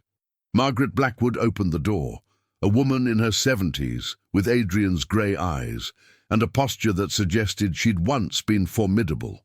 She took one look at Haley and said, "You're the wife." "Yes, ma'am. Haley. I'm sorry to show up like this, but I need to talk to you about Adrian." Margaret studied her for a moment, then stepped aside. "Come in. I've been wondering when you'd appear." Over tea in a living room filled with photographs, including several of a young Adrian and a boy who must have been Ethan, Margaret told Haley the full story. "Adrian wasn't married to Ethan's mother," she began. "Not at first. Claire was his girlfriend in college. She was older, 35 to his 20, a professor. It was inappropriate, probably, but Adrian was brilliant and mature for his age, and she saw that. They were together for 2 years before she got pregnant." Haley absorbed this, pieces clicking into place. What happened? Adrian wanted to marry her, to build a family, but Claire refused. She said he was too young, that he'd regret being tied down. She kept the baby, Ethan, but she cut Adrian out, completely. For years, he fought for custody, for visitation, for any contact at all. She painted him as an unstable young man who'd become obsessed with her. The courts believed her. He lost custody of his own son. He never had custody to lose. Claire made sure of that. Margaret's expression was bitter. Adrian spent years building his company partially to prove he could provide, that he was stable and successful. When Ethan was 7, Claire finally agreed to let Adrian be part of his life. Limited visitation, supervised at first, but it was something. And then Ethan died. Yes, 2 years later. Margaret's hands tightened around her teacup. In that accident, and Claire, before she died, told Adrian it was his fault. That if he hadn't fought so hard to be in Ethan's life, if he'd just left them alone, they wouldn't have been on that road that day. Haley felt tears burning her eyes. "That's not fair. That's not... Fair has nothing to do with it." Claire was dying and angry and grief-stricken, and she blamed Adrian because he was there to blame. And my son, stubborn fool that he is, believed her. He's believed her for 7 years. That's why he pushes people away. That's why he treats relationships like business transactions. He genuinely believes that caring about someone, fighting for someone, destroys them. "But that's not true," Haley said desperately. "The accident wasn't his fault. Claire was wrong. I know that. You know that, but Adrian..." Margaret shook her head. "He's convinced himself that love is lethal, that the safest thing he can do for anyone he cares about is keep them at a distance." Haley sat back, the full weight of Adrian's trauma settling over her. No wonder he'd panicked after their night together. No wonder he'd retreated. She'd become someone he cared about, which meant she'd become someone he was terrified of destroying. "There's more," Margaret said quietly. "Ethan had a half-brother, Logan, Claire's son from a previous relationship. He was 15 when the accident happened. He survived, but he blamed Adrian too. Claire had poisoned him against Adrian for years, and after her death, Logan went to live with his biological father. He refused all contact with Adrian. Does Adrian know where Logan is now? He does. He's kept track of him from a distance. Logan is 23 now, living in the city, working as a graphic designer. Adrian has never approached him. He's convinced Logan hates him, and he thinks trying to connect would only cause more pain. Haley felt something crystallize inside her, a certainty about what needed to happen. "I need Logan's contact information." Margaret's eyes sharpened. "Why?" "Because Adrian is destroying himself with guilt over a family he thinks he ruined. And maybe, just maybe, if he could see that Logan doesn't hate him, that there's still a chance for connection and healing, he could forgive himself enough to let me love him." Margaret studied Haley for a long moment, then nodded slowly. "You really love my son." "I do," Haley said simply, "even though he's difficult and stubborn and convinced he's unlovable. Maybe especially because of those things." "Then you're braver than I thought." Margaret stood and retrieved a piece of paper from a drawer, writing down an address. "This is where Logan works. But Haley, be careful. Logan carries his own pain from that accident. Approaching him might not go the way you hope." "I have to try," Haley said, taking the paper. "For Adrian. For us. For the family we could be, if he'd just let himself believe in it." Finding Logan was easier than convincing him to talk to her. Haley showed up at the design studio where he worked, asked for him at reception, and when he appeared, tall, with dark hair and eyes that looked eerily like Adrian's, she saw him start to shut down the moment she introduced herself. "I know who you are," Logan said coldly. "Adrian's wife, the business arrangement marriage everyone's talking about. What do you want?" "I want to talk to you about your stepfather."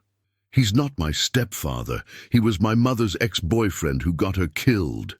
The bitterness in Logan's voice was like acid, but Haley pushed forward anyway. "Is that what you really believe? Or is that what you were told to believe?" Logan's jaw tightened. "My mother said, your mother was grieving and dying and looking for someone to blame." "I understand that. But she was wrong, Logan. The accident wasn't Adrian's fault. It wasn't anyone's fault except maybe fate or bad timing or whatever you want to call it. But Adrian has spent 7 years punishing himself for something he couldn't control, and you've spent 7 years hating a man who loved your brother more than anything in this world. You don't know what you're talking about." "Don't I?" Haley pulled out her phone, showing him photos she'd taken at Margaret's house, photos of young Adrian holding baby Ethan, of birthday parties and visits, of a man who'd fought for years just to be allowed to love his son. "Adrian never stopped trying to be Ethan's father. Your mother made it nearly impossible, but he never gave up. And losing Ethan destroyed him. It's still destroying him, every single day." Logan stared at the photos, his expression warring between anger and something that looked like pain. "Why are you telling me this?" "Because Adrian needs his family. He needs to know that he didn't ruin everything, that there's still a chance for connection and healing, and you need to know the truth about a man who isn't the villain you've been taught he is." Haley took a breath. "I'm not asking you to forgive him. I'm not even asking you to like him.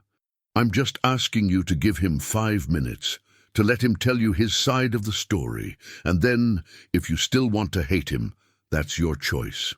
Logan was quiet for a long time, his hands clenched at his sides. Finally he said, "When?" "Tonight, at our house. I'll text you the address." "I'm not promising anything." "I'm not asking you to," Haley said gently. "I'm just asking you to show up." Now, getting Adrian home that evening required calling his office and lying that there was an emergency. He arrived looking panicked, finding Haley in the living room with someone he clearly hadn't expected to ever see again. Adrian froze in the doorway. All the color drained from his face. "Logan?" Logan stood, his posture defensive. "Your wife hunted me down, said you needed to talk to me. Haley, what did you—" Adrian's voice was strangled. "I did what needed to be done," Haley said firmly. "You two need to talk, really talk, about Ethan, about the accident, about everything you've both been carrying for 7 years. So I'm going upstairs, and you're going to stay down here and figure this out. Both of you." She left before Adrian could protest, climbing the stairs, but staying close enough to hear. For a long moment, there was only silence. Then Logan's voice, rough with emotion. "Mom told me you didn't really want to be Ethan's father, that you only fought for custody to hurt her. That's not true." Adrian's voice cracked. "Logan, that's not— I loved your brother. From the moment I knew he existed, I loved him. I would have given anything to be his full-time father. Your mother was the one who kept me away. She said you were obsessed, unstable. I was desperate. Adrian sounded like he was crying now. I missed years of his life because your mother wouldn't let me in. And when she finally did, when I finally got to know my son, I treasured every second, every visit, every phone call, every awkward supervised lunch. I treasured it all. And then I lost him, and I lost you, and I've spent 7 years wishing I'd died in that car instead of them. The raw pain in his voice made Haley's own tears fall. Downstairs, she heard Logan's voice, equally broken. I blamed you because it was easier than admitting I blamed her. For being tired. For driving when she shouldn't have. His voice broke. I miss him. God, I miss Ethan so much. Me too, Adrian whispered. Every day. He'd be 16 now. Can you imagine? 16, learning to drive. Maybe thinking about college. And instead, he's... The sound of footsteps, then quiet crying. Haley peeked around the corner and saw them, Adrian and Logan, embracing like they were both drowning, and the other person was heir. 2 people who'd lost the same boy, who'd spent years pushing each other away, instead of grieving together, finally letting themselves hold on to something. They talked for hours. Haley heard pieces of it, stories about Ethan, confessions of guilt and regret, apologies that were 7 years overdue. By the time she came back downstairs, both men looked exhausted, but somehow lighter. Adrian saw her first, his eyes red-rimmed, but clearer than she'd seen them in weeks. You did this. You needed each other, Haley said simply. Both of you. Logan stood, extending his hand to her. Thank you for making this happen, for not giving up on him even when he's an idiot. I'm standing right here, Adrian said, but there was warmth in his voice. You are an idiot, Logan confirmed, but he was almost smiling. But maybe you're also not the monster Mom convinced me you were. It wasn't complete reconciliation. That would take time, therapy, more conversations. But it was a beginning. And when Logan left with a promise to have dinner again next week, Adrian turned to Haley with an expression of wonder. How did you know? He asked. How did you know what I needed? Because I know you. Haley moved into his arms, and this time he didn't push her away. And I know that you've been punishing yourself for something that wasn't your fault. And I know that you needed to hear that you didn't destroy everything you touched. That there's still family out there who doesn't hate you. That there's still a chance for the connection you've been denying yourself. Adrian buried his face in her hair, his arms tight around her. I'm sorry. For this morning. For pushing you away. For being... An idiot? Haley supplied. Logan already covered that. I was going to say scared. Adrian pulled back to look at her. I woke up and realized I'd let you in completely, and it terrified me, because everyone I love, I lose, or I destroy them. And the thought of doing that to you... You won't, Haley cupped his face. We'll fight and mess up and hurt each other sometimes, because that's what people do. But you won't destroy me, Adrian, and I won't leave you.